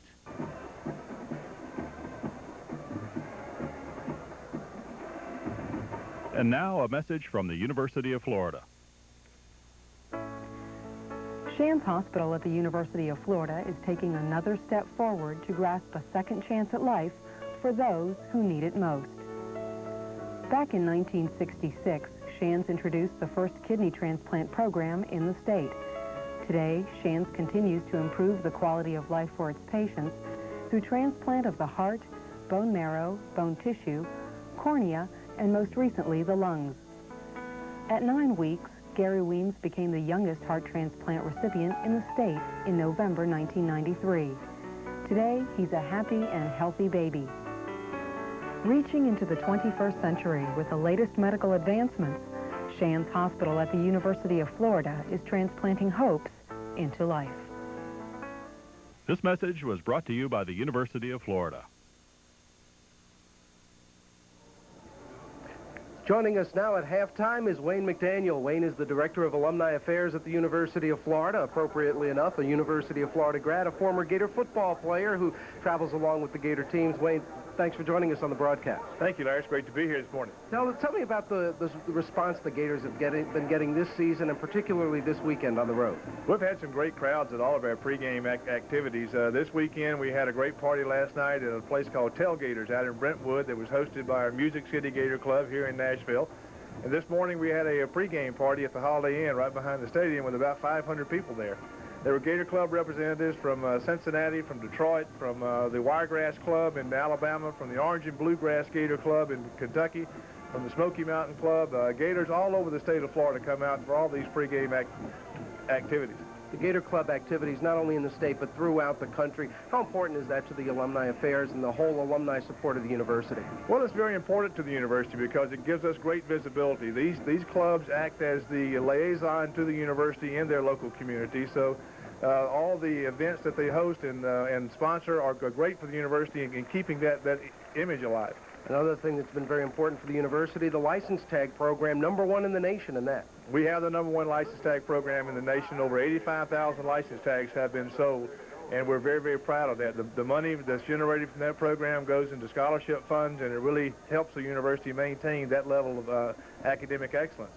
We also have a license tag program in a couple of out-of-state clubs. The state of Tennessee has a license tag program. There are about 120 tags already out on the University of Florida cars. We have the program approved in Virginia, and we're about to have it approved in Maryland. So we hope to have University of Florida tags all over the country before long. That's going to be great to see. Good luck with it, and thanks for joining us. Thank you very much, Larry. Wayne McDaniel, our guest here at halftime. Now let's go back to Steve Babick, who's going to get us caught up on other sports news for the Florida Gators.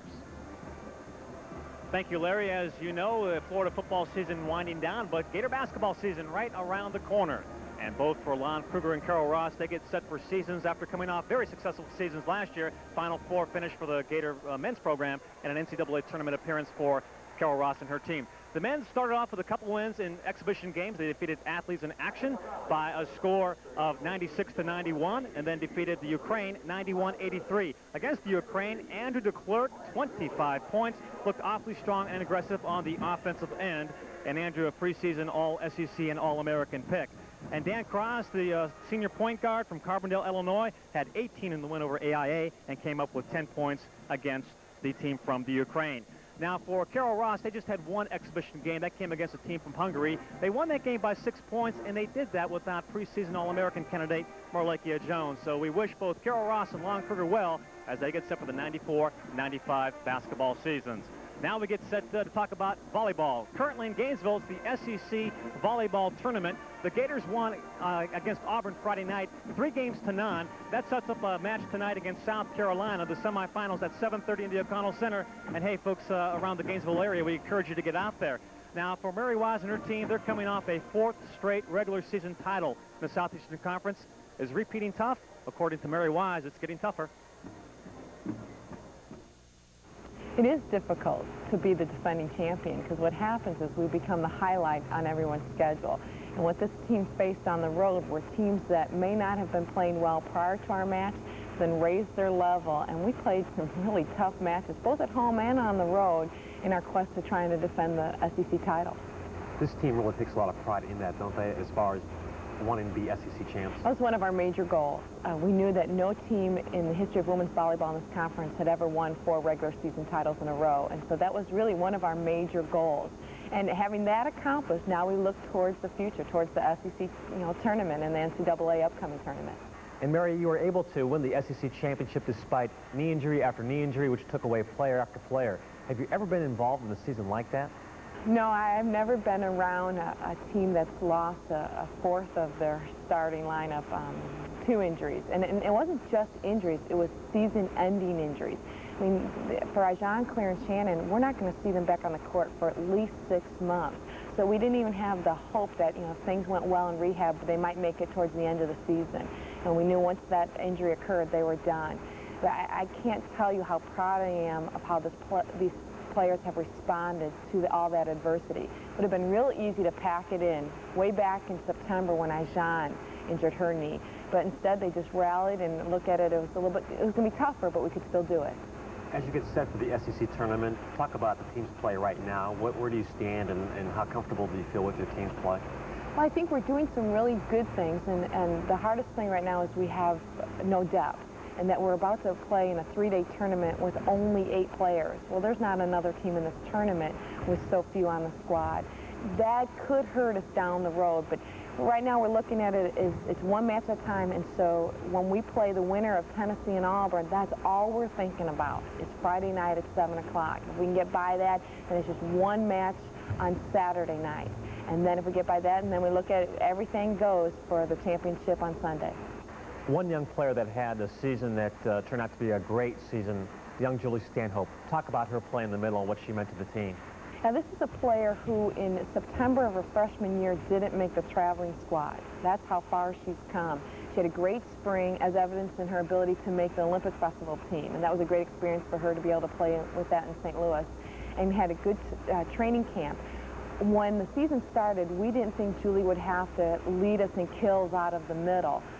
But after Ajan was injured, Julie's had to step it up, and boy has she. You know, I look at the match against Georgia on the road, and Julie set a career-high 30 kills to help us win. At that time, it was just a share of the SEC title. I know it's good for the team to have the SEC tournament here in Gainesville, but talk about the effect on the community and what it means to the University of Florida.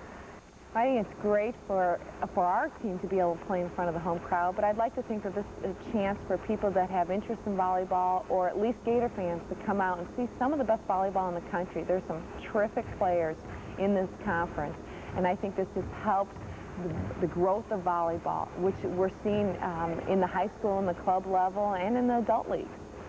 Mary, I know it's going to be a great event. It'll be a lot of fun, and we wish you the best of luck this weekend.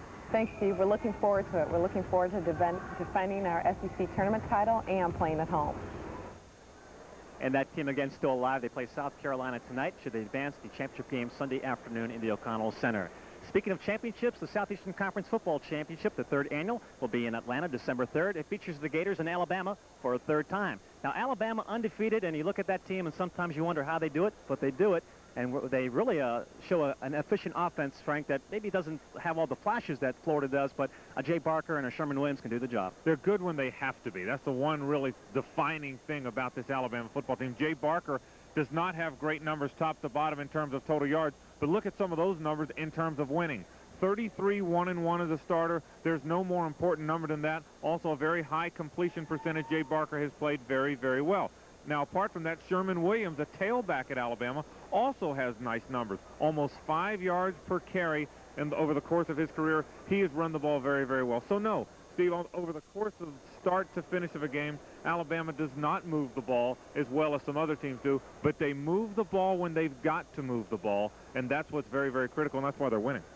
A winning tradition at Alabama is predicated on an Alabama team that plays very good defense year after year after year. They're atop the standings and defensive statistics. And you look at this Alabama team, and again, a pretty strong secondary. Yeah, it really is. You know, everybody knows about Alabama's defensive front. Well, we wanted to show you some thoughts about their secondary. Look at the size of the 4 guys who start. They're all cornerback size. Well, that's because they're all cornerbacks. Unlike Auburn, that sort of plays 4 safeties back there and reads the ball, Alabama sticks 4 cornerbacks back there, 2 playing safety, and actually coverage. A very, very good coverage secondary. Now, as we're comparing Alabama and Auburn, one final thought, because Florida fans certainly know that team. Look at the size of the 2 receivers. Curtis Brown and Todrick Malone, both very big physical guys. Does that sound familiar? Well, it should. Thomas Bailey and Frank Sanders from Auburn were both the same kind of receivers. They're clones of each other, and those 2 receivers gave Florida many problems in that game. So the wide receivers at Alabama and Auburn are very similar. The defensive backs are very different, and that gives you an idea of what Florida's up against in 2 weeks. Okay, and speaking of defense, the Gators can play some defense, too. They feature one of the best defensive lines in the country, and it's highlighted by All-American candidate Kevin Carter from Tallahassee. Now, Kevin Carter has been a winner on the field and off the field, and here's a closer look at the senior from Tallahassee, Kevin Carter.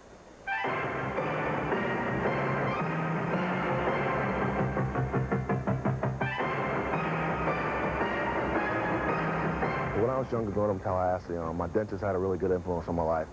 I really looked up to him, and I thought that he had a good occupation, and I really liked stuff in the medical field. I liked, what he did. And when I got to high school, looking towards college, I had to select a university that had a good combination of football and a good combination of academics, and so I had to go somewhere that offered the kind of programs that I would need to go into what I wanted to do. Guys like myself, Jack Jackson, Ellis Johnson, Mark Campbell, have done a lot of work. I want to see kids at the hospital, and I mean, seeing kids like that and they really look up to you, that kind of stuff, really enriches our lives in a lot of ways. Well, since I've been here, I've had the opportunity to be involved at organizations like Athletes in Action, FCA, and Campus Crusade for Christ. And fortunately for me, I've had a chance to do a lot of speaking to children, different youth groups, and a lot of churches around the area. So something I'm really looking forward to down the road is possibly having a chance to speak to national camps and stuff through Christian organizations. It really interests me. When I was younger, I wasn't much of an athlete. I was more into school, and I like to read a lot, and I didn't really do a lot of things that really were related to football. I mean, I played baseball, but I wasn't really that good of an athlete. I was, short, and I was fat, and I really wasn't that athletic when I was a kid. And so around 6th grade, I guess I got into band, and something I really, really enjoyed. And I mean, I bought my first sax around, I guess, my 8th grade year. I remember when I was in 5th grade, there was a guy that came out to our school, and he brought all kind of instruments and stuff, and he was playing them, and I really liked the sound of the saxophone. I mean, it really appealed to me.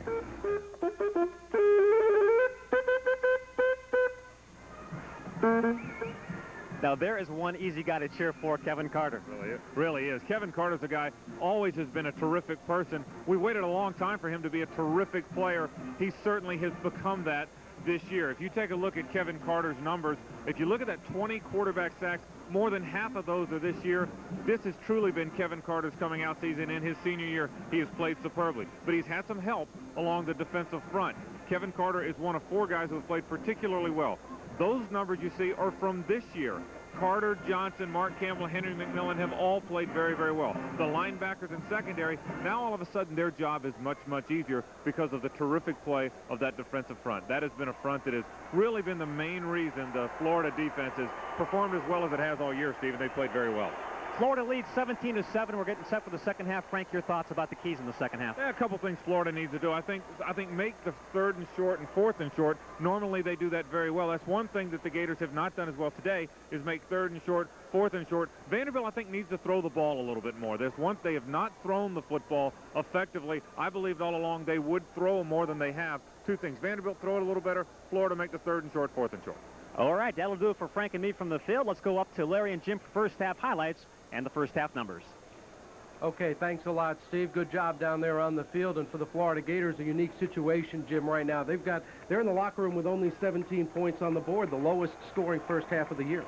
The fun and gun offense has been working, but they've not gotten in the end zone as much as we're used to. I think this explosive offense is ready to explode. Vandy's hanging in there tough, Larry, and we have some excellent highlights. Jack Jackson's touchdown catch, certainly his long running catch, certainly one of the most exciting catches he made all year. Okay, let's take a look at the first half highlights. The Gators going for the first score to the corner of the end zone, and that's that man, Jack Jackson. Yeah, this was his first touchdown catch. Jackson running a fade route deep into the end zone, looking away from the sun in that particular instance, and he's doing some form of his little dance there in the end zone. Then the Commodores get a good drive going. Ronnie Gordon, that elusive quarterback. Yeah, Ronnie Gordon with over 70 yards rushing in the first half. This time just splits the middle of the Gator front. Before he's brought down from behind, he's in the end zone, and Vandy's on the scoreboard. Then the Gators, with a 10-7 lead, go to the end zone again with the freshman, Freddie Taylor. And Dwayne Mobley on the huge lead block there. Great blocking at the point of attack. So the Gators 17-7 first half statistics, a lot of yardage for the Florida offense. Well, Danny Warfel's on his way to a 400-yard passing game, perhaps, already over the halfway mark towards that total at 213. Total yards, 280 for the Gators. The offense is working. They just haven't gotten the points that we're used to seeing them get. And for the Vanderbilt Commodores, the Commodores getting that running game going, twice what the Gators give up in a normal game. Well, we knew Ronnie Gordon was a talented quarterback running that option attack, and certainly he got his share of yardages. And Vandy with 138 running, but they're only 2 of 11 throwing the ball. something that they're going to have to do as they trail in this game. 17-7 our score. The third quarter is coming up.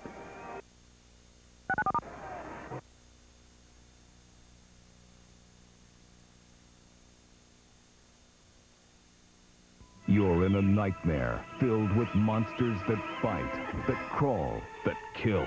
Welcome to Predators of the Wild, an intense journey through a real-life chamber of horrors from Time Life Video.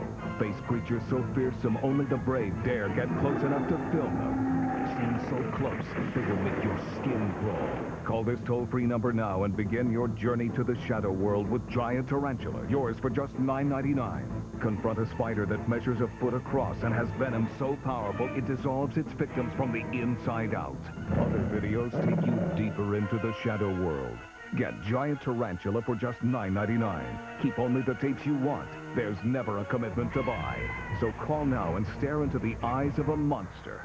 To order Predators, call 1-800-581-6900. That's 1-800-581-6900. Or send $9.99 plus $3.49 shipping and handling to Predators, Department 1, Richmond, Virginia, 23280. More than half of America's most important military decisions are made here. No, it's not the Pentagon. Or NORAD. Or the headquarters of Air Combat Command. It's the place that employs over 50% of our armed forces. It's where you work. See you in a couple weeks. So when your employees in the National Guard and Reserve need time off to serve, give them the freedom to protect ours.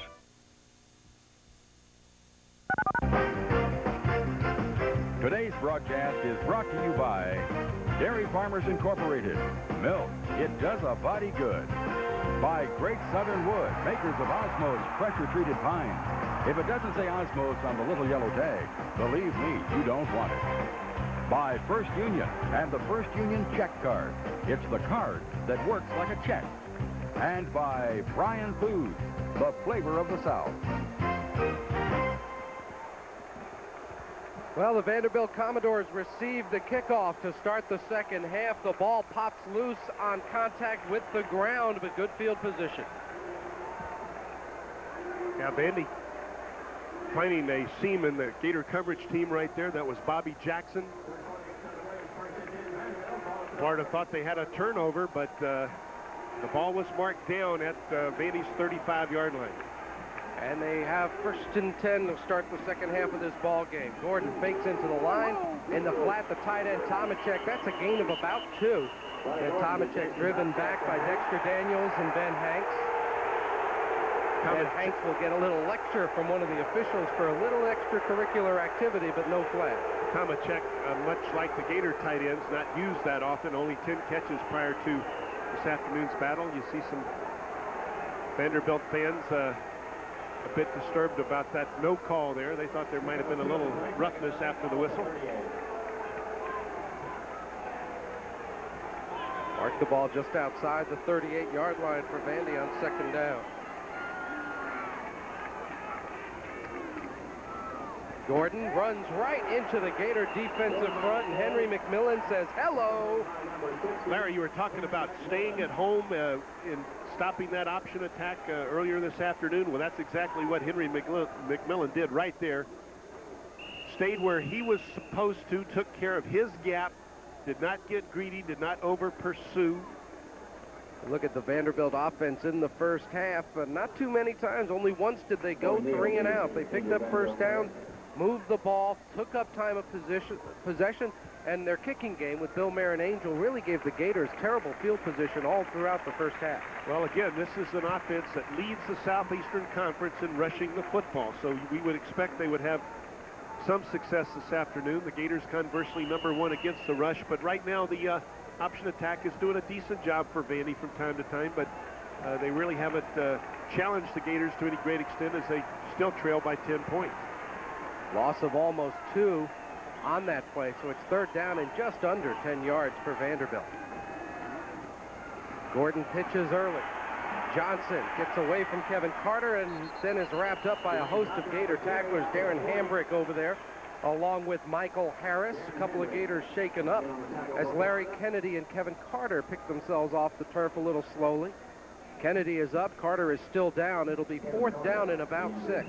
Kevin Carter does his best to stretch this thing out, forces the pitch. Now, Larry Kennedy was head-on collision with Kevin Carter right there, and they're both shaken up, but they're both walking off. Kennedy got off the field earlier. Out comes Kevin Carter right now.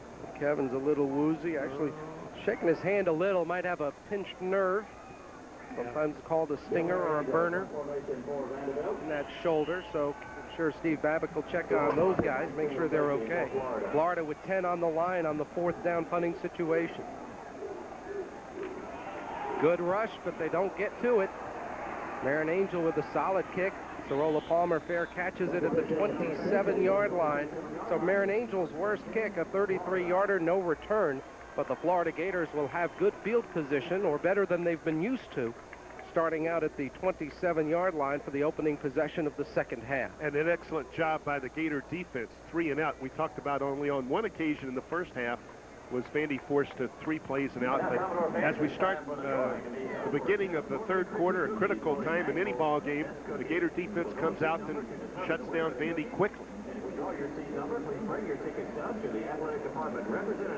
The Florida Gators in the first half moved the ball on most of their drives, but look where they started, inside the 25 or further on 4 of the 6 possessions. Yeah, at no time did they have great field position. Some really good field position, obviously at the 37, 31, 25 is pretty good. And they scored on those 3. The bad field position inside the 23 different times. The Gators failed to score with a punt being stopped on 4th down and the pass that was intercepted. Right now they're near their own 27. Look at Anthony Lott sitting on the bench there, Larry. I think they're having flashbacks to Charlie Ward chasing Ronnie Gordon all over the place. The difference, of course, Ward doesn't hurt you so much with the pass after you couldn't catch him, whereas Gordon does not. Thank goodness. Whoa, got that right. On 1st down, Danny Werfel hit from behind and sacked. Brian Boykin, a sophomore, a high school teammate of James Manley from Huffman High School in Birmingham, Alabama. Well, Jeff Mitchell and David Swain get mixed up here on their blocking assignments. Swain doesn't help Mitchell at all on the inside. Mitchell thought he had help in the gap, so Jeff Mitchell lets him go. And Brian Boykin gets the sack. That Vanderbilt pass rush, we touched on it at the top of the broadcast. We knew they could come upfield, and they've done a very good job against the Gator offensive line. More pressure for Werfel. A flag is down. Completes it to Jack Jackson, who's dragged by the shoulder. Jack thought face mask, and he stumped on his head. No flag is thrown. Not a flag thrown on that. And that's the kind of thing that will inspire activity later on. The penalty is holding on the Gators, but that roughness on Jackson is amazing. That's a very dangerous play, especially when he's helpless like that and he's on an artificial surface, which is much like a street. Penalty decline, 3rd down. It's the Gators that were flagged.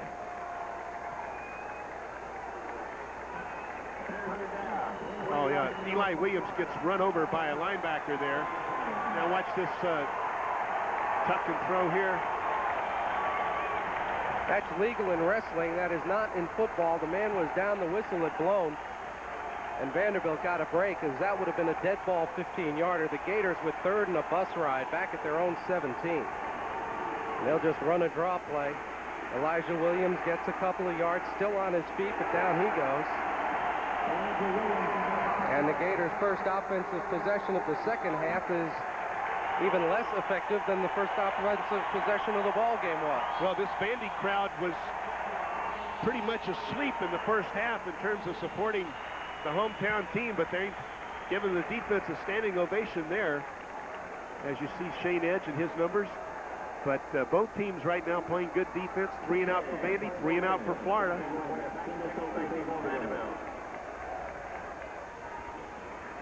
Gators went back, ended up a net -7 on that drive. Vanderbilt with no rush and a wobbly kick from Shane Edge. It hits at the 45.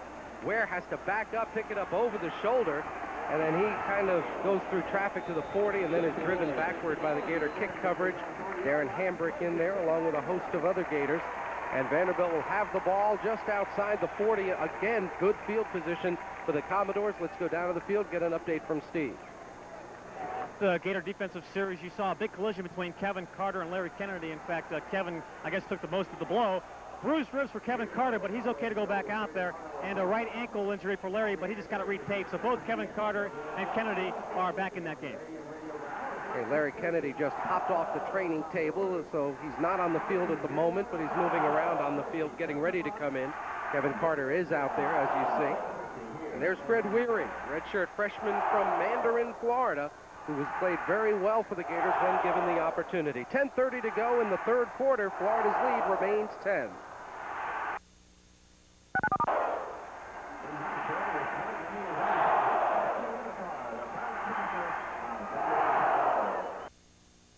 Hi, I'm Steve Spurrier. I was pleased last year when Rodeheaver Boys Ranch asked me to introduce their new vehicle improvement program. Your response has been super. Your tax-deductible donated vehicle, car, truck, tractor, or trailer is used in the vocational program and then sold at auction to raise operating funds. Rodeheaver Boys Ranch provides a home for neglected and dependent children from all over our state without 1 cent of county, state, or federal funds. The income-producing programs at Rodeheaver, such as the thrift store, the agricultural program, and the vehicle program, also teach skills that are very important to preparing the boys for independent living. Call me at 1-800-741-2001.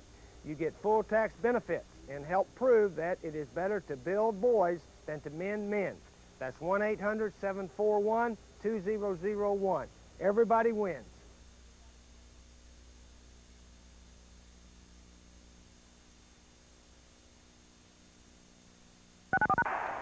Florida Gators with about 5,000 or so here in Nashville, Tennessee for the game with Vanderbilt. I'd say about 30,000 roughly on the high side attending this ball game. That's a pretty typical turnout for Vanderbilt these days, around 28 to 30,000 in a stadium that probably can seat 36,000 or so. Right. There you see the passing numbers on Ronnie Gordon, just 3 out of 12 for 32. They're not expecting to be able to win this game throwing it. They would like to hit one big play in the passing game somewhere today. But they start off on the ground. Johnson gets away from Ellis Johnson. Jermaine ran away from Ellis and ended up picking up about 3. Shows you how quick that back is. Ellis Johnson thought he had him. Jason Barkley, 45, ultimately makes the tackle. These quick little backs are so difficult for the big lineman to grasp near the line of scrimmage. As you look at Jermaine Johnson's numbers for this afternoon, about a little over 3 yards a carry. He's averaging, 5.7 yards a carry coming into this afternoon's game. On second down, Gordon options to the short side of the field. His pitch goes forward. No flag. They'll mark him out of bounds at the 45. Ronnie Gordon, I think, might have gotten away with a forward pass, which would have been, if the ball, I would have to check the replay to see if the ball crossed the line of scrimmage. Let's see. Well, let's see. Yeah. No, he wasn't past the line of scrimmage. He was right at it. But the ball crossed the line of scrimmage before it was caught. Maybe? Oh, well, doesn't matter. What does matter, third down right now. Very big play for both of these units. We talked about the fans getting on their feet for Vandy a few moments ago. They need to get some momentum right here, and they want the momentum. Conversely, the Gators on defense can continue to shut them down, perhaps. Vanderbilt with the full wishbone backfield and their backup quarterback, Damian Allen, and Kevin Carter's got him from behind. And now a flag comes in. The whistle blew, and it's dumping Jack Jackson was not a late hit, but they're going to call that.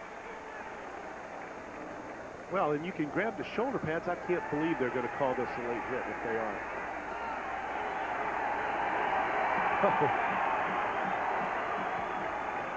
Now the Vandy folks on that side of the field are cheering. Let's see. A 5-yard inadvertent face mask.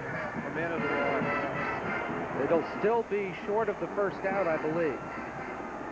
Well, Kevin Carter grabs the back of the shoulder pads. You see him fight off the block right there of Will Jacobs. That's okay. Nothing wrong there. Now what's going to happen here? Nothing wrong. No, that's you can do that. That's a bad call. And it's third and very short for Vanderbilt, just across midfield. So the Gators had held. It would have been 4th and 5.5. Now it's 3rd and a half yards. They'll go with the fullback.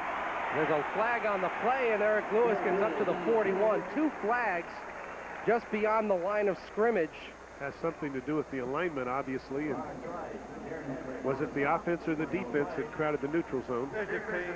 Line up offside. Penalty declined. First down. The Gators again lined up offside, so Vanderbilt down by 10. But, Jim, you get the feeling that they're happier about the way things are going right now than the Gators are. Well, we talked about the crowd helping them out on defense a few moments ago, and they would do anything they can right now to inspire this Vandy offense to get back on that scoreboard and makes this thing a little closer than the 10-point spread that we see right now.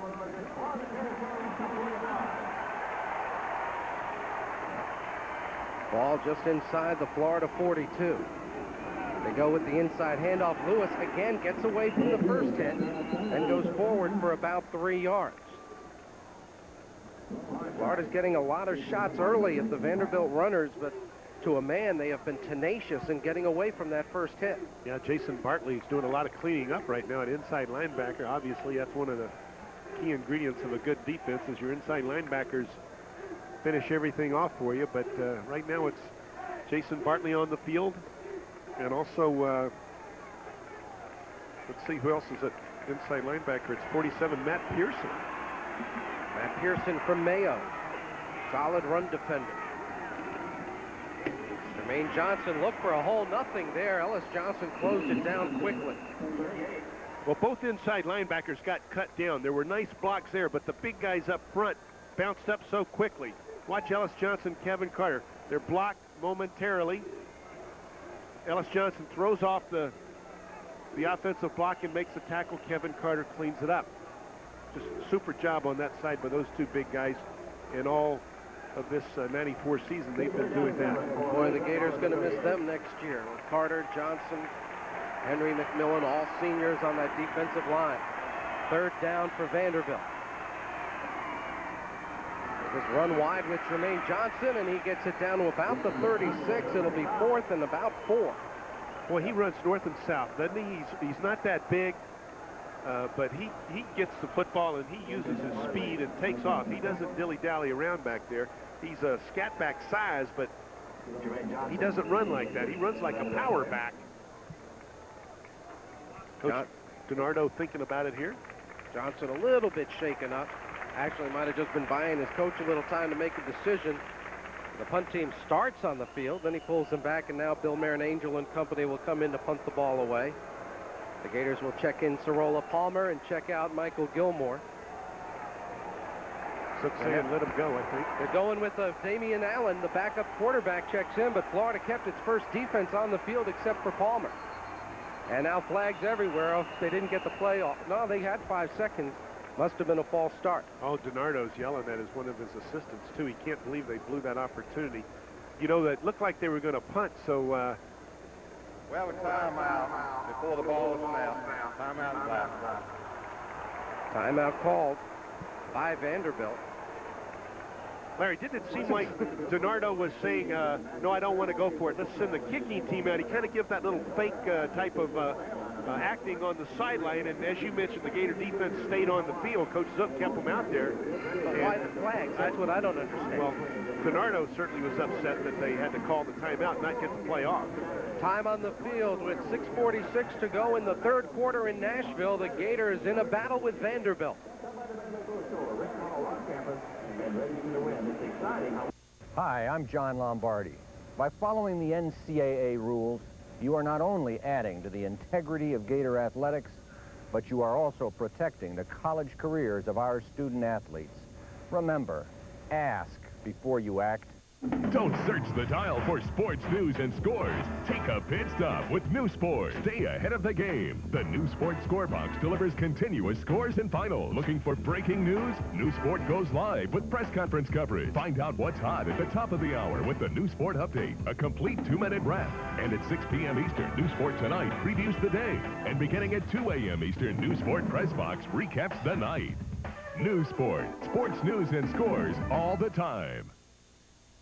Hi, I'm Ann Liguori, host of Sports Interview, the show that brings you in the living rooms of some of your favorite sports personalities. We're controversial at times. I picked him as the #1 center of all time as far as concerned because he was a complete basketball player. Personal at times. But you want that, because you can't, we're talking about TV, we're talking about Here's making why we money. have a great marriage. We never agree on anything, but we know that from the start. But we always learn a lot and have a great time doing it. So join me each week on Sports Interview. Well, let's see what Jerry DiNardo is going to do here. He's got his first-team offense going back on the field with quarterback Ronnie Gordon. An extra lineman checks in. Owen Neal back in the lineup. So it appears the Commodores will go for it. On 4th down, they need almost 4 yards. Yeah, and certainly why not? You know, you're 5-4. You're fighting for a bowl game opportunity. You're trailing by 10. Gordon in trouble. Church nails him, and it's incomplete. Johnny Church with the big pass rush.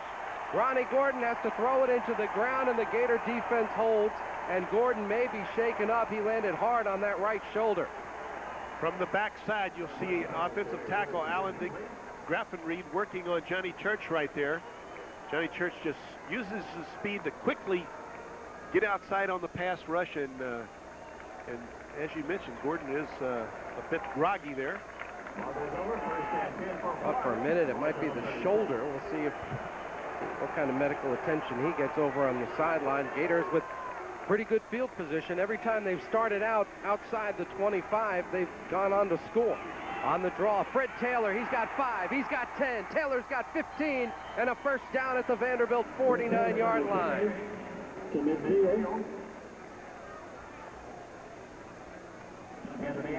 Anthony Asma, number 31, the corner, finally knocking down big Fred Taylor. Nice blocking up front. Swain, Jason Odom. You see Mobley take Asma 10, 12 yards downfield. Dwayne Mobley gets our Blocker of the Day award, I think. Up the middle, big hole. Taylor's got another first down, still on his feet, down to the 33-yard line. Back-to-back carries for 31 yards for Fred Taylor. Well, right now, Anthony Ingracia in at right tackle for Reggie Green, but big Donnie Young's in there, David Swain at center, Jeff Mitchell at the left guard, all doing a nice job up front. Look at that hit that Fred Taylor delivered right there. Whoa! Anthony Asma got to make that tackle, and it hurt. Taylor up the middle. Taylor's got 4, and he'll be wrapped up at about the 29-yard line. Vanderbilt that time makes the play defensively. Gerald Collins. Seems if they've made a play on a running play, it's been by Gerald Collins, one of the few seniors on this Vanderbilt team. Larry, really important in a championship season to be able to put the other guy away when you have the chance, and here's the chance the Gators have to put Vandy in a much deeper hole if they can punch this thing in and get to 7. Gators run it. There's Taylor to the outside, tripped up. Asma got a hand on an ankle, and it'll be a gain of only 4 when it had a chance to be a big play. Robert Sheffield, number 7 there, making a trip as he bounced outside, grabbing. There you see the young cornerback Sheffield. He's also a freshman. He's out of Daytona Beach. Mainland High School. Mainland has got a great team this year, too. They're in the state playoffs. Outstanding athletic program there, right near the Daytona Speedway. Up the gut on 3rd and short. Taylor's got the first down. Surges down to the 19-yard line. Whoa, does Jason Odom ever do a big job there, Larry? Just crushes 73 Brian Boykin, takes him to the inside. Boykin uses the inside rush, and Jason Odom just crunches him at the line of scrimmage. Jason out of Bartow, excellent student athlete. This has been the Fred Taylor drive, and with a healthy Jason Odom, the Gators are a better running football team. On first down, it's Taylor again. Fred Taylor's got about 5 before he's driven back. Maybe a gain of just 4. The Vanderbilt defense coming up to make the play. There again, number 40, Gerald Collins, one of the guys there. Let's get an update from Steve Babbitt. Well, a good indication of what you're seeing with the Gator offense right now was during when the defense was on the field. Jimmy Ray Stevens had his offensive line huddled up, and in the middle was Fred Taylor. I think there's a little talk there about what they were going to run, and they were going to do some power running, and Fred Taylor so far delivering behind that big old offensive line. Delivering indeed. Fred Taylor's gotten the ball on every play, but he splits out wide to the left on 2nd and 6. Werfel drifts left, now in trouble. Danny gets it off, caught by Mobley at the 12-yard line. Nice little survival act, some escapability from Danny Werfel. Yeah, it's been a niftiness right there out of desperation, and nice of Mobley to be paying attention too, you know. Mobley has no blitzing responsibilities, so he checks out of the backfield. Werfel says, thank goodness you're there, or else we'd be eating the football again. Anthony Jordan, number 27, a backup safety, came blitzing in there to hit Werfel. It's 3rd down for the Gators. They need to get almost to the 9-yard line. And he brings 8 up on the line. Gators will run right at him. Taylor to the 5. Fred Taylor! Touchdown!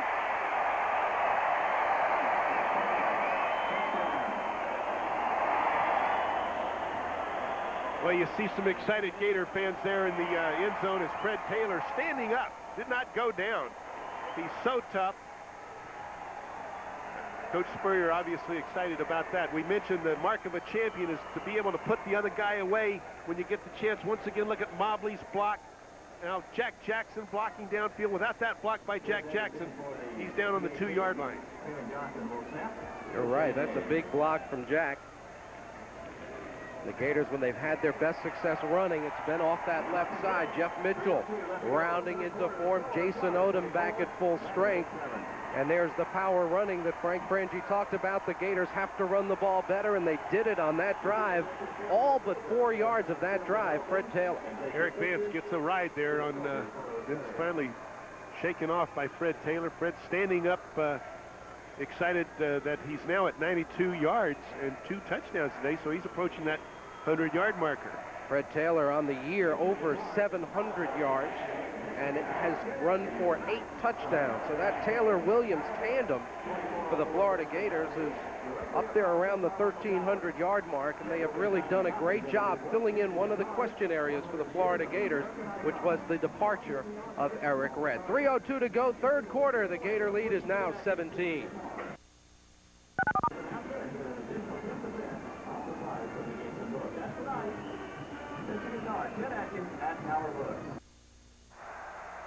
It's tough being a fan when your team isn't the home team, especially when I try to find coverage of my favorite team in the local paper.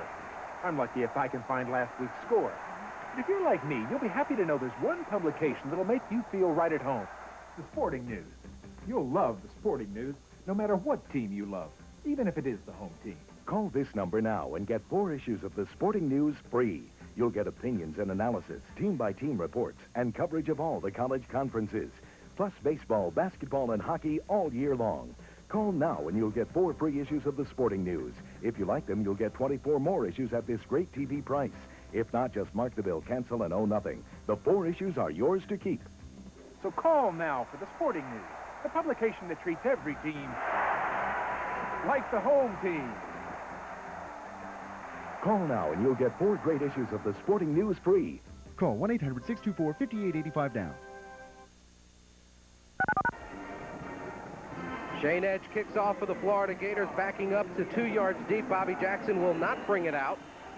And Vanderbilt will start at the 20-yard line, and the Commodores looking at the biggest deficit they have seen in this ball game, and they have to be a little stunned. That was just a raw power drive from Florida. You think of the finesse and the throwing of the fun and gun, and a drive of 8 plays, 64 yards, 7 carries, 60 yards on that drive for Fred Taylor. Well, we've all kind of been talking about the running game issue the last couple of weeks, that as the Gators head towards Tallahassee and the Georgia Dome the next couple of weeks, they're really going to have that running game try and average around 150 yards a game, and they're well on their way to getting that running game question mark solved. David Barnard, Keith Counsell in a defensive tackle for the Gators. The run up the middle, not much there. James Bates, Michael Gilmore in on the tackle. Kevin Carter, the veteran, along with Mark Campbell, the two defensive end starters in there with the backup tackles. And those backups need the playing time, don't they? Because next year, as we've mentioned, the Gators will be without Carter, without Johnson, and without McMillan. Counsell, a redshirt freshman, is out of Orlando. Evans and David Barnard, he's a true junior, didn't get a chance to be redshirted, so he'll be one of the seniors up front for the Gators in '95.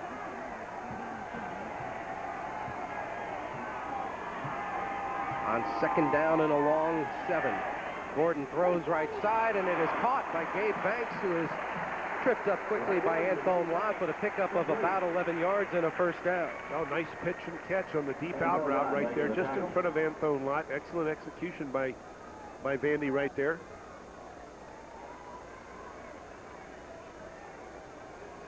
Gabe Banks, number 12, making that reception. Anthone Lott in good coverage, just not quite close enough to knock the ball away. Vanderbilt continues its odd substitution pattern, checking guys in from the sideline just to cross the numbers and then set up.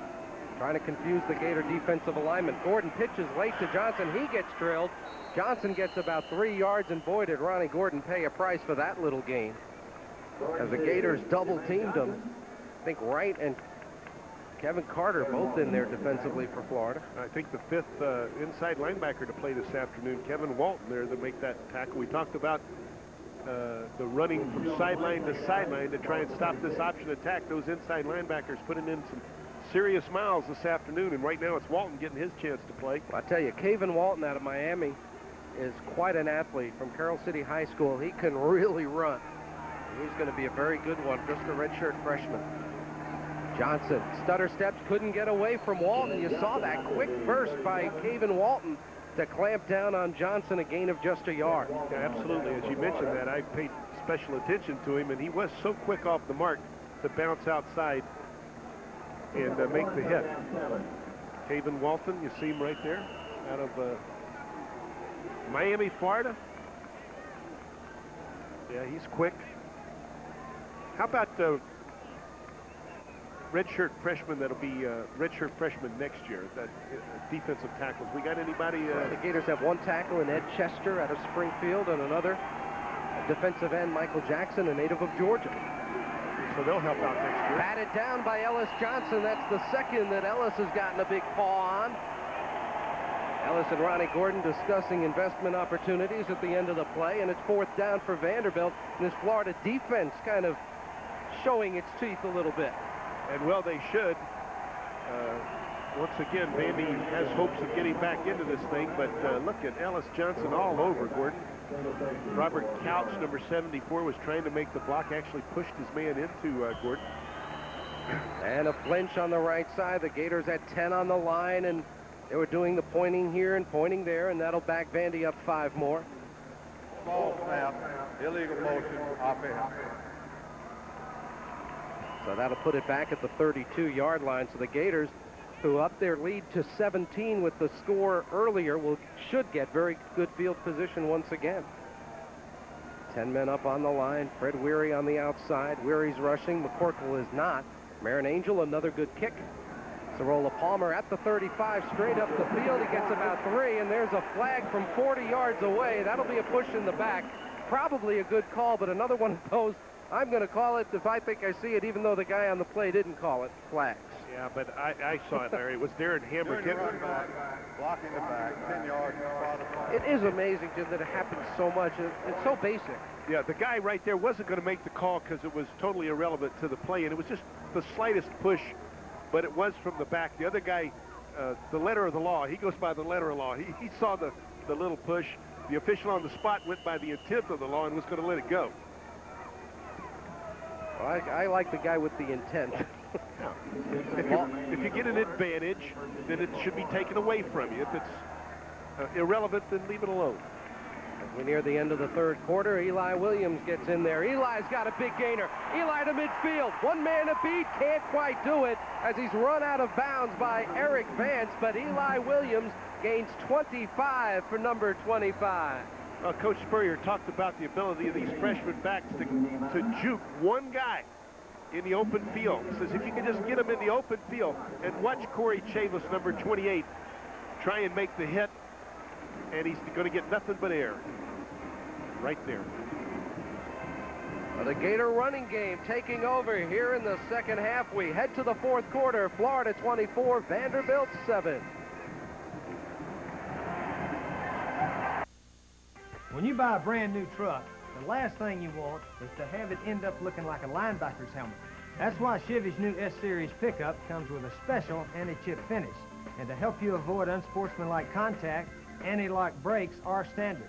The S10 is not only loaded with value, it's the best-looking new truck on the road. Of course, if you'd like to make it look even better, you can always add a little detail work to the bumper. See the new S-Series today at your local Florida Chevrolet GO dealers.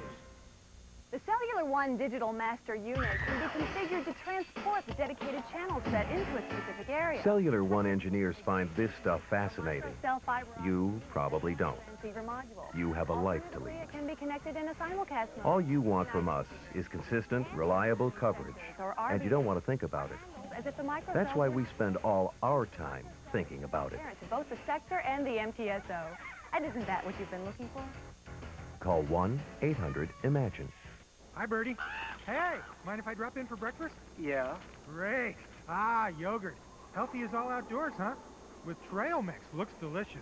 Here, thanks. Great meal. Whoa! Could be my last. Yogurt. Good fast food from the makers of milk. Whoops. Hey, a celestial snack, huh? Milk. Healthy and delicious. Frozen berries and honey. Very light. Hey, it's a float. Get it? Oh, is it something I said? Milk. Good fast food. Does body good. Time to send for the federal government's free consumer information catalog from sunny Pueblo, Colorado. Billy has his, and boy, is he proud. Yes, you'll become smarter with information found in your free catalog. It lists free and low-cost publications on topics like saving money, getting federal benefits, staying fit, eating right, even educating your children. For your new catalog, send your name and address to Free Catalog, Pueblo, Colorado, 81009. Makes a great gift. Today's broadcast is brought to you by Norwegian Cruise Line. It's different out here. By Chevrolet and your local Chevrolet dealers.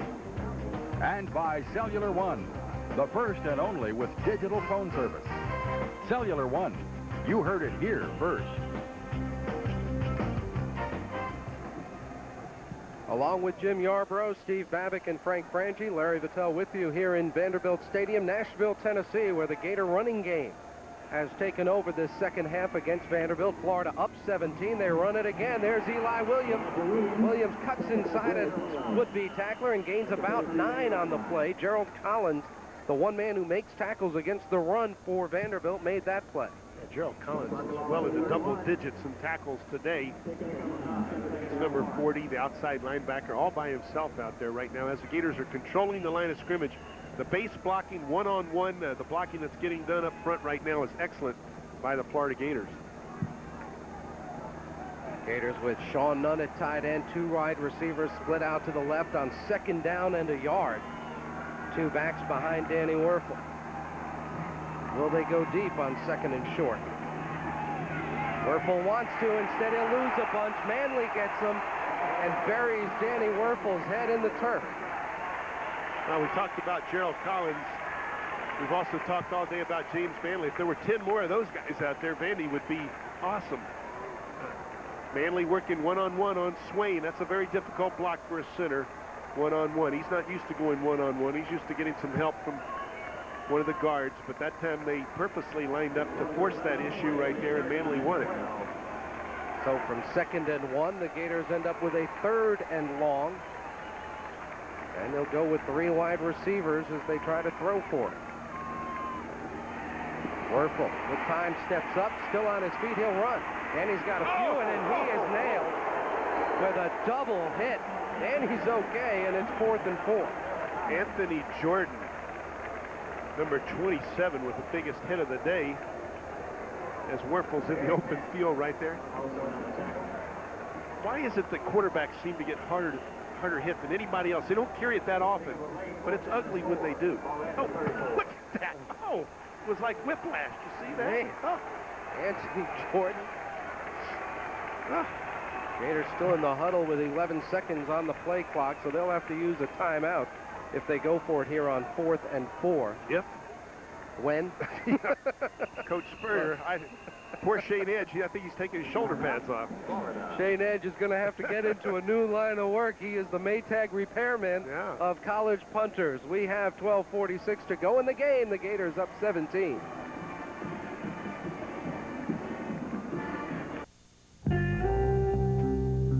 I will discover a color. I will be naked more. I will be amphibious. Find work as a fish. Dance. Count waves. Wear white cotton clothing. See something beautiful. I will memorize clouds. Go meaningless. Eat a mango. I will put first things I will last. build a castle on the ocean floor. I will go explore. I will get a really good tan. It's different out here. Norwegian Cruise Line. During the past 14 years, Gator fans across the country have found that the best way to keep up with everything going on inside the Florida athletic program is by subscribing to GatorBase, a publication devoted to Gator sports coverage. Each weekly edition includes player features, game previews, locker room reports, and recruiting news. Now you can get 32 issues plus the Florida football and Florida basketball yearbooks. Just call our toll-free number to order your subscription. Make sure you really get inside Gator football. Subscribe to GatorBase today. You build a winning tradition on great talent. And that's why we've recruited Brian to be the official hot dog of the Florida Gators. For over 60 years, they've built a winning tradition with the flavor of the South, that distinctive hickory smoke taste that makes them top dog around here. In fact, Brian is the only dog you'll find in the swamp, with the possible exception of an occasional bulldog. Brian, the official hot dog of the Florida Gators. Well, the Gator football team trying to put this one out of reach, getting ready to go for it as Danny Werfel talks it over with Coach Steve Spurrier with this 4th and 4 play coming up from the Vanderbilt 34-yard line. Well, it was an amazing year last year, and Gator basketball is back. Friday night, November 25th, Lon Kruger's Gators, who went to the Final Four a year ago, will open their season live right here on Sports Channel against the Stetson Hatters.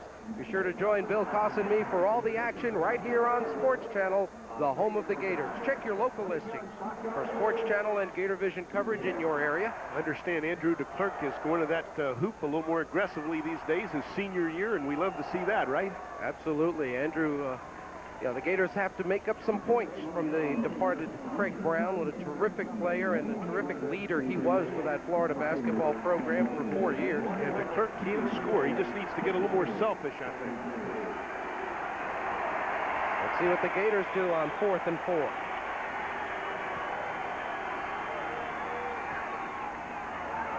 The Gators snap it. Danny Werfel will be tackled short. No flags. No flags. Vanderbilt's defense was way across, it seemed, but apparently not. The officials are talking it over like, I don't know. Yeah, they only snapped the ball after the guy was in the backfield, right?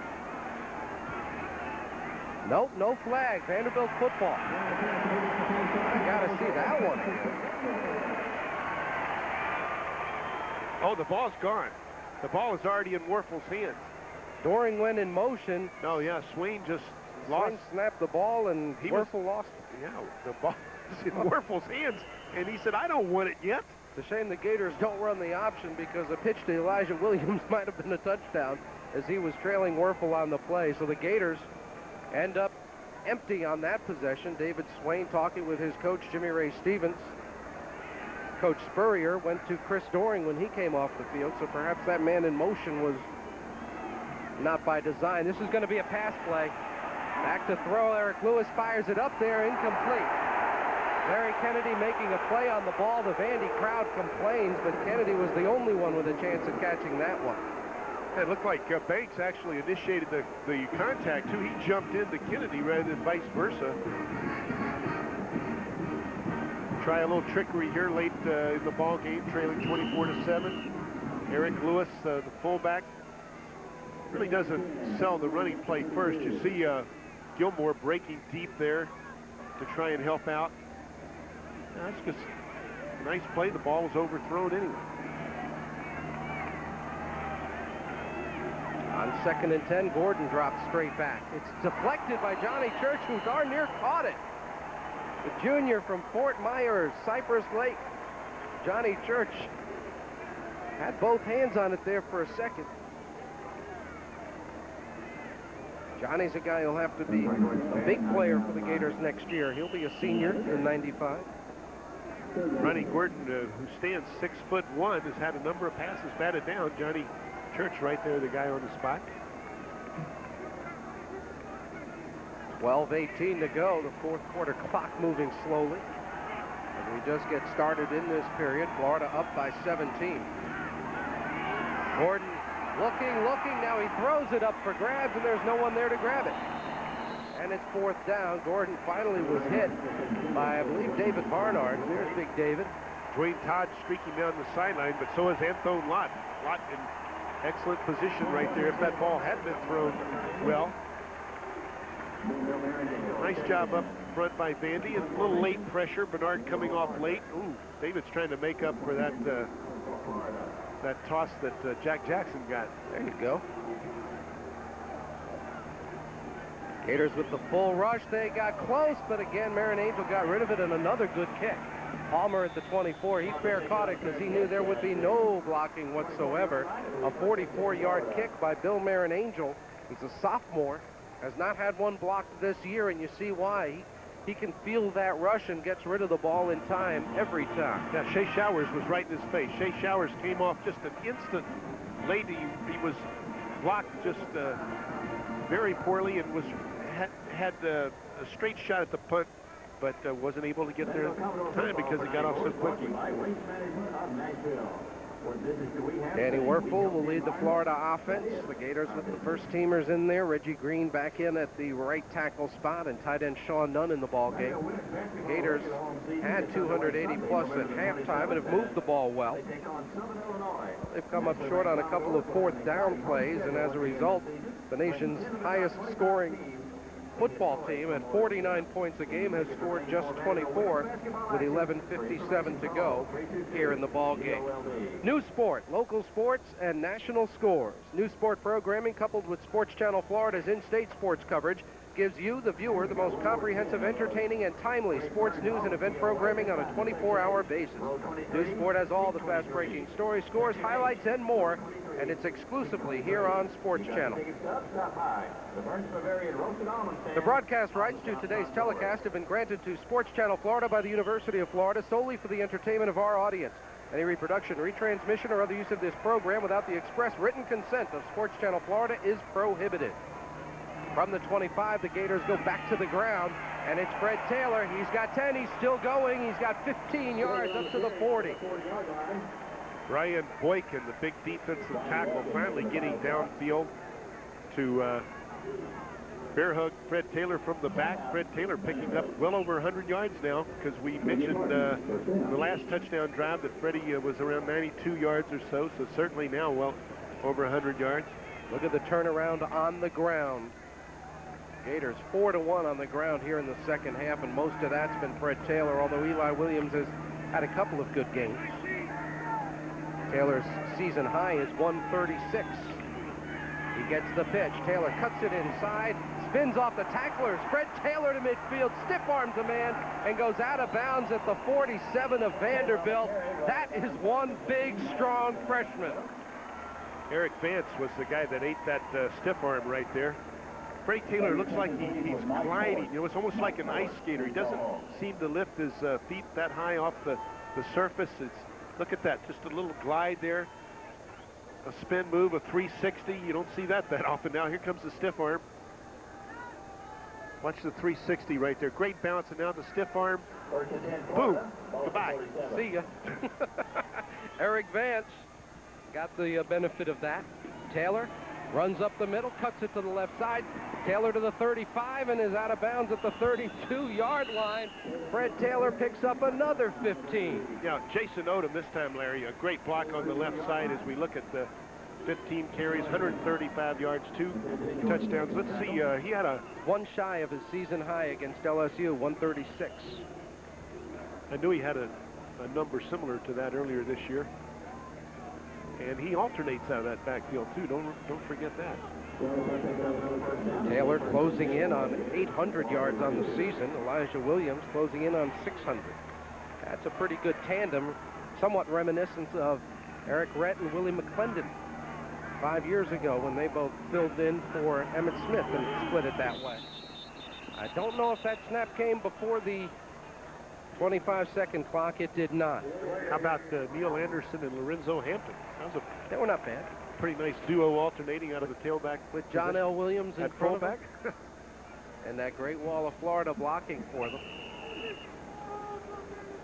James Jones, our new radio analyst this year, was graduated just a year or two before that. The 82, I think, was James's last year. And then John L. came in, and Neil and Lorenzo, and the rest was history, wasn't it? That it was. 1st and 15 for the Florida Gators at the 37-yard line. Werfel checking off, 2 seconds on the play clock. Mobley trying to get outside. He was a tailback in high school, but he's too big to outrun those guys now, and he'll lose about 3. Oh, and he slams the football down and says, doggone it, you give me a chance to run it, and then nobody blocks. The one shot block all day long. All day long I block, and then I get the ball, and nobody's going to block for me. Reggie Green just gets beat up the field right there by Boykin. There's Manley. Only the 10th carry of the year for Mobbs. Mobley and Sean Nunn check out. The Gators with 4 wide receivers on 2nd and long. Now backed up to the 40-yard line. 9:20 to go in the game. Bandy blitzing. Werfel. That's a loose ball. That is a loose ball, and who's got it? Looks like the Commodores have it at the Gator 48-yard line.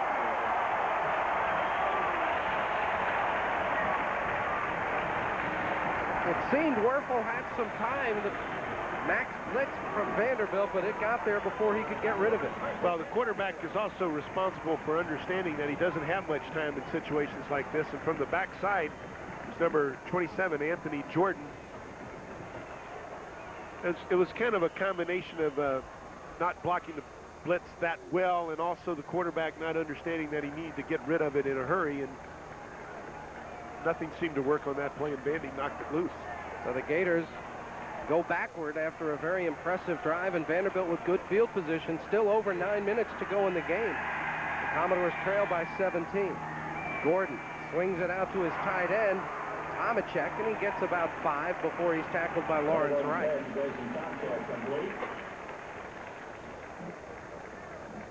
And they bootleg out to the wide side of the field. The tight end's open initially, but Lawrence Wright closes quickly to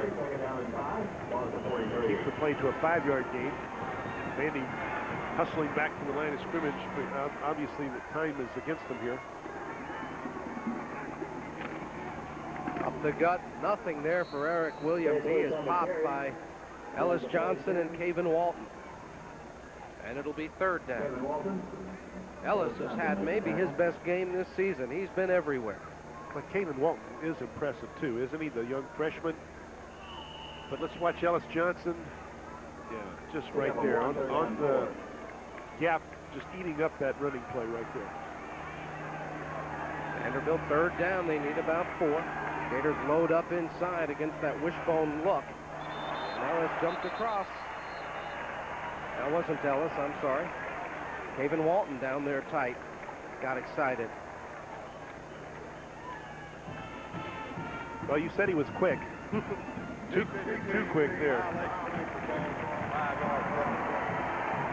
And that'll give Vanderbilt a 1st down at the Florida 37-yard line.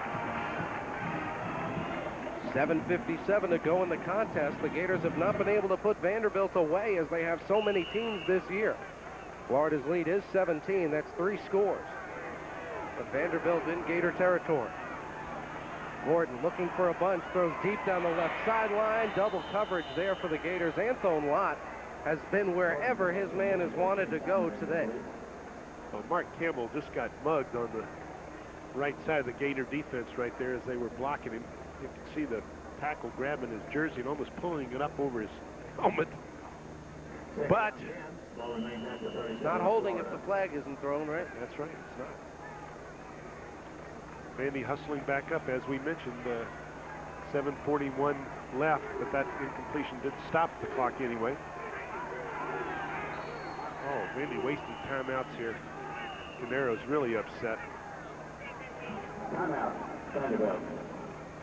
There's the guy who's going to get in trouble running off the field. Marcus E. Williams, a freshman tight end from Glasgow, Kentucky, did not come off the field. Vanderbilt had 12 men on there, and they're showing him the play on his wrist. That's the one you're not in on. Yeah. 7:41 to go in the game. The Florida Gators still lead it by 17.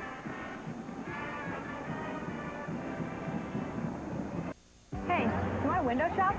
Window shop? Houses? Quick peek. The house of your dreams can be a reality. I really like that. That's what a First Union reality check is all about. Giving you the mortgage loan. But I got another one I like better over here. So you can move in. Because you've decided the one thing your second home must have is wheels. First Union introduces the reality check. The hassle-free loan that can make reality a beautiful place to be. Shove that balloon down the line. Excuse me, sir. What do you think you're doing here? Well, I finally got season tickets, and I wanted to make it look a little more like home, so I'm building this deck out of Osmo's pressure-treated pine from Great Southern Wood. Look how straight it is, and this stuff is guaranteed for a lifetime. And then, see, I'm going to close it in and insulate it. You're going to do what? I'm going to insulate it so we don't freeze our end zones off. Don't be fooled by imposters. If it doesn't say Osmos on the yellow tag, believe me, you don't want it. Football fans, get ready for Sports Illustrated's exclusive NFL Team Kickoff Kit. Free with your paid subscription to SI. Just tell us your favorite team. Cowboys! Packers! 49ers! And we'll give you more than ever before. This is incredible! I love it! Your Team Kickoff Kit starts with your official 1994 team video. Free Cowboys video! Free Brown video! If I got a free Giants video, I'll be the luckiest man in the world. Oh, man! Where can I get it?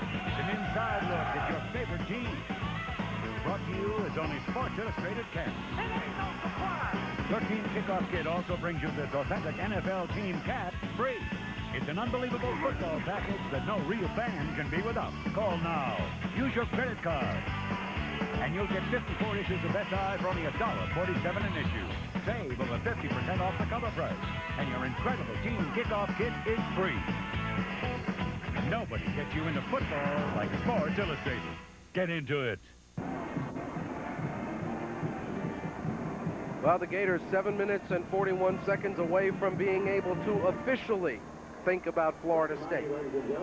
That's a good point. It's very difficult for the Gators, obviously, to focus all their attention on this trip to Vanderbilt with that big game in Tallahassee looming over the horizon. And what a game that's going to be, huh? But, hey, like the coach said, we got to finish up our business here in Nashville first, but you can understand why the team might be a little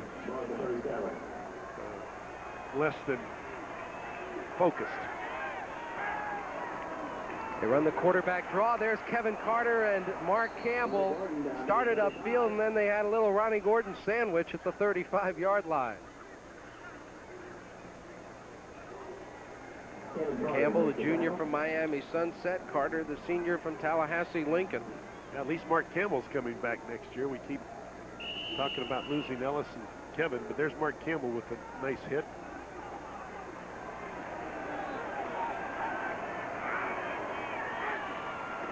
On third down, Gordon fires in the flat, caught and out of the hands of Sanford Ware. Getting there right at the ball was Larry Kennedy, who closed quickly on the intended receiver. Would have been short of a first down anyway, but now it's fourth down and about 8 yards to go from the 35. Well, you know, Larry Kennedy's going to be tested big time the next couple of weeks, so it's nice to see him playing aggressively. And I guess we can say he's 100% now health-wise, or close to it. I think he's still a ways away. Still wears a little support on that left knee of his.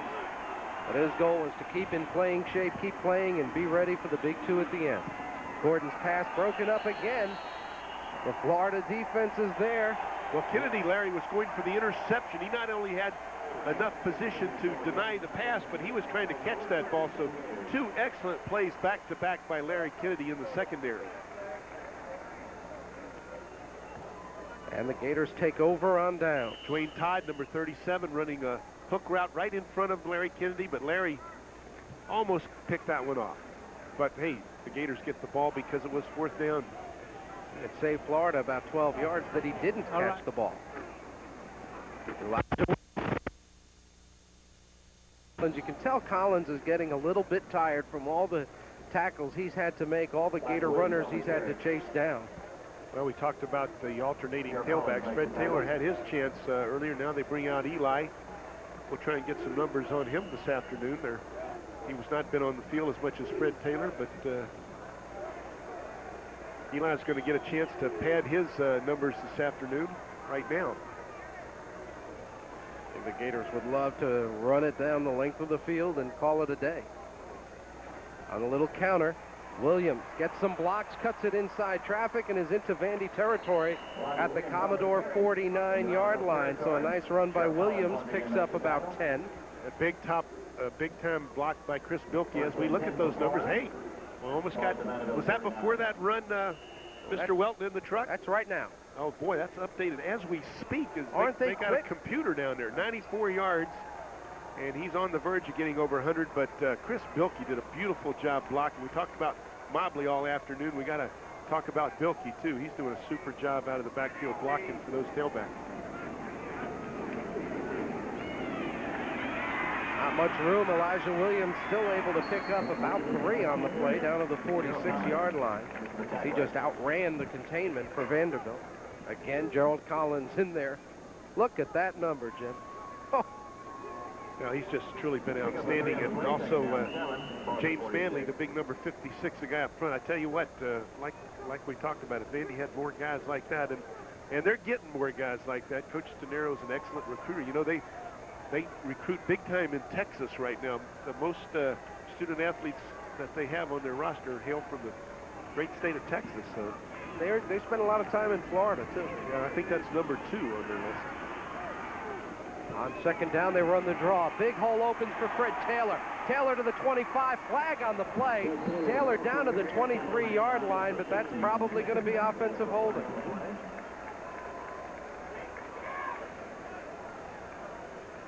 During the run, that flipped offensive team, 15 yards, caught a foul. Down around the 41-yard line is that flag, so it'll put the Gators back in their own territory. You could tell it was on an attempted block by the Gators, and Florida having another hanky-filled afternoon. Well, it's just the lead draw again. You look at Bilkey looking for somebody to hit. He can't find anybody. Nice block by Sean Nunn up front. Didn't pick up the clip, but the officials did. Spot the ball at the 44-yard line where the Gators will have second down. Lee Shane can say he was busy. Woo! Super Bowl. He doesn't care. He wants the W's. Oh, watch out. Swing pass is there to Taylor. Fred Taylor gets away from Stallworth, still on his feet, into Vandy territory and tackled at the 47-yard line. Oh, there was heat from the backside on Danny Werfel there, and I wasn't sure he saw him coming, but I think he heard him coming. They were pounding that turf so hard to get to him. Now at 4 minutes to go in the ball game, the Florida Gators looking for win number 9. Almost in the back by Mark Jeffcoat. Werfel does get rid of the ball. Taylor hustling downfield. 8 yards to go. And Florida with 4 wide receivers on third down.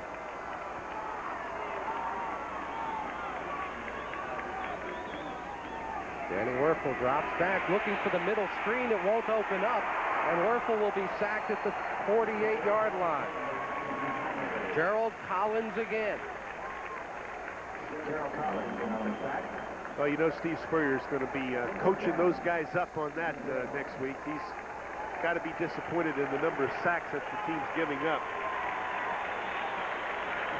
Of course, Vandy sacked the Alabama quarterback 8 times earlier this season when they gave Alabama a tough game. So, you know, that's a tough defensive unit. They're hanging in out there. Derek Alexander, Derek Brooks. You think of the names from Florida State that the Gators will be seeing next week. On the punt, fielded by Ware back at the 10-yard line. Looking for blocks, he finds none, and he'll be tackled at the 15. And 2 minutes, 43 seconds remains with a 41-yard punt and a 2-yard return. Gerald Collins, what a game he has played. He has given it everything he's had. Out of St. Louis, he's a senior. You see him get knocked down right there, and he gets up, quickly hustling in along with number 56, James Manley. They get to split that sack. Well, if Florida gets the ball back, I hope they let Gerald Collins stay on the bench. I think he's done enough today for Vanderbilt. Gators with a lot of guys out there getting some playing time. Fred Weary in at one quarter. Anthony Lott still in at right corner. And a quick pass out of bounds at the 21-yard line. A short pickup. Let's get an update from Steve. Larry, during the game, you've been talking about what Vanderbilt has done as far as all the players looking on their wrist for that play call. And, you know, for Florida, you see a quarterback with it, but you don't see the entire team with it. So, obviously, Vandy did a lot of preparation the last 2 weeks and made sure everybody was on the same wristband.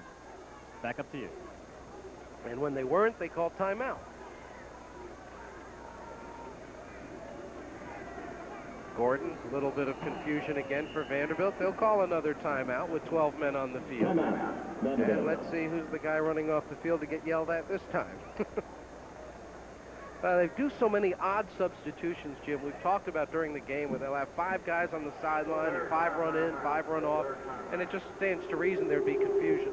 Well, we've not seen them play this year. We don't know that they don't do this every week, but we're just thinking that with the off week, they might have put this little change of pace in for the Gators, but it's not worked to the extent they hoped. There's Florida winning here in Nashville right now, 24-7.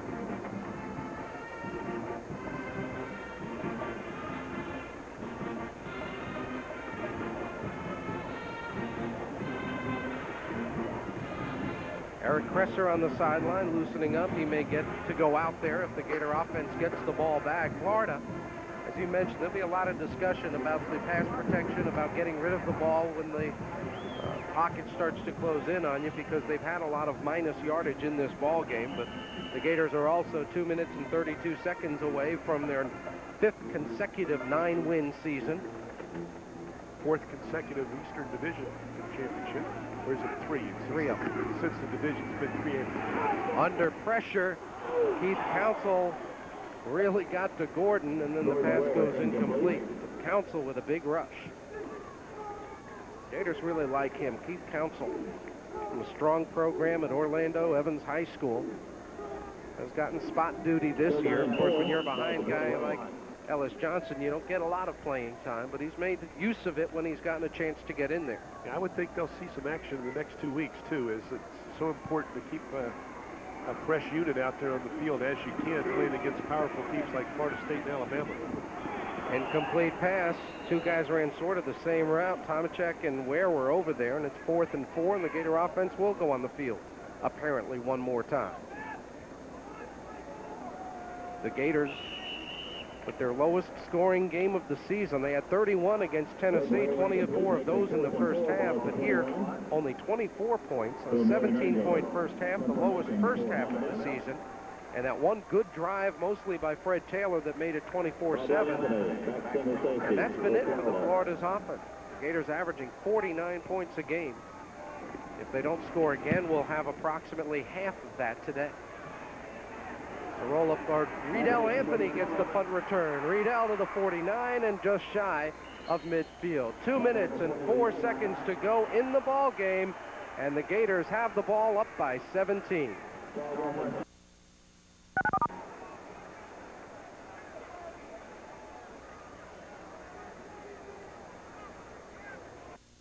If you think you play like this, but you really play like this, you need help. You need Leslie Nielsen, star of the new home video Bad Golf Made Easier. Billy, the reason the game is called golf is because all the other 4-letter words have been taken. Leslie Nielsen's Bad Golf Made Easier teaches you the fundamentals. Always remember, the only really useful tip in golf is the one you give to the starter. Secrets the pros won't tell. Never use the comb in the blue fluid. And how to play the problem lie. It's the smash hit home video. Call now to order. Leslie Nielsen's Bad Golf Made Easier. What is our credo? We don't play golf to feel bad. We play bad golf, but feel good. Call now to order Leslie Nielsen's Bad Golf Made Easier. Only $19.98. This video makes the perfect gift. Rush delivery available. Call 1-800-624-3600. Well, Vanderbilt flagged for a late hit. A little extracurricular pushing and shoving on Riedel Anthony, so the Gators will get the ball down at about the 31-yard line. Eric Kresser in the game now, Larry, as we look at his 94 numbers, certainly with over 300 of those 400 yards coming in one ball game against Southern Mississippi. I'll see if Eric will throw the ball in this final couple of minutes of action. Kresser hit by the face mask. He'll be sacked, and there's Collins coming in late to throw a forearm, but that'll be a face mask foul on Vanderbilt.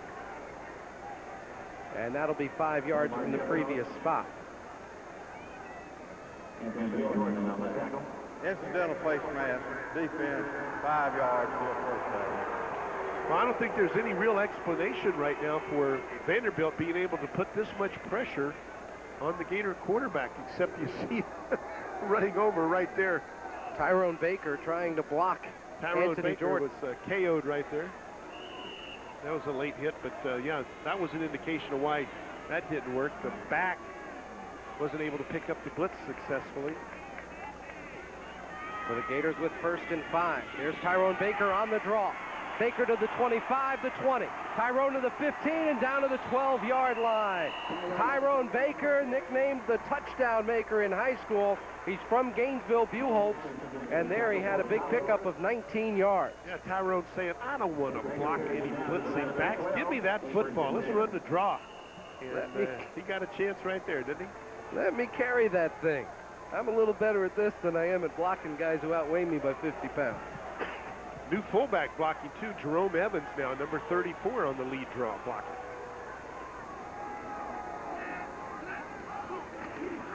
There's the draw again, and Baker gets buried. That time, the inside linebacker, Jeffcoat, just shadowed Baker. I don't know if Jerome Evans picked up the wrong backer right there or not, but Jeffcoat was untouched. Obviously, it should have been an orange hat right in his face somewhere. So after that 19-yard gain, it's about a 6-yard loss. 30 seconds to go in the ball game, and Kresser's checking off. Kresser throws the fade, Sorolla Palmer. It's overthrown. And you get a little booing from the Vanderbilt crowd. Spurrier saying that the quarterback did that, not him. Eric Kresser checked off the play that Spurrier had set in. They're not going to believe him, though. No, I don't think so. 18 seconds left in the game. Florida up 24-7. This time it'll be Tyrone Baker. Baker to the 10 and down at the 8-yard line. That'll be short of a first down, and that will be the final play of the ball game. So the Gator football team, the seniors of 1994, can claim their 39th victory, matching the best career total for any Gator senior class. And for the 5th straight year, the Florida Gators have a 9-victory season as the Gators defeat the Vanderbilt Commodores in a game very unlike much of what we've seen in Gator football in recent years. But they got the victory by a score of 24-7, Jim. Yeah, and I don't think it's unrealistic to have not expected this type of performance, considering where Vanderbilt came in on the schedule. So I think the Gators just did what they had to do and are lucky that no one got hurt severely, and they won by a 24-7 margin. Not as convincingly, obviously, as we're used to, but certainly a big Southeastern Conference victory, and maybe Vanderbilt's bowl hopes have been dashed today. Florida now 9-1 on the year. The Gators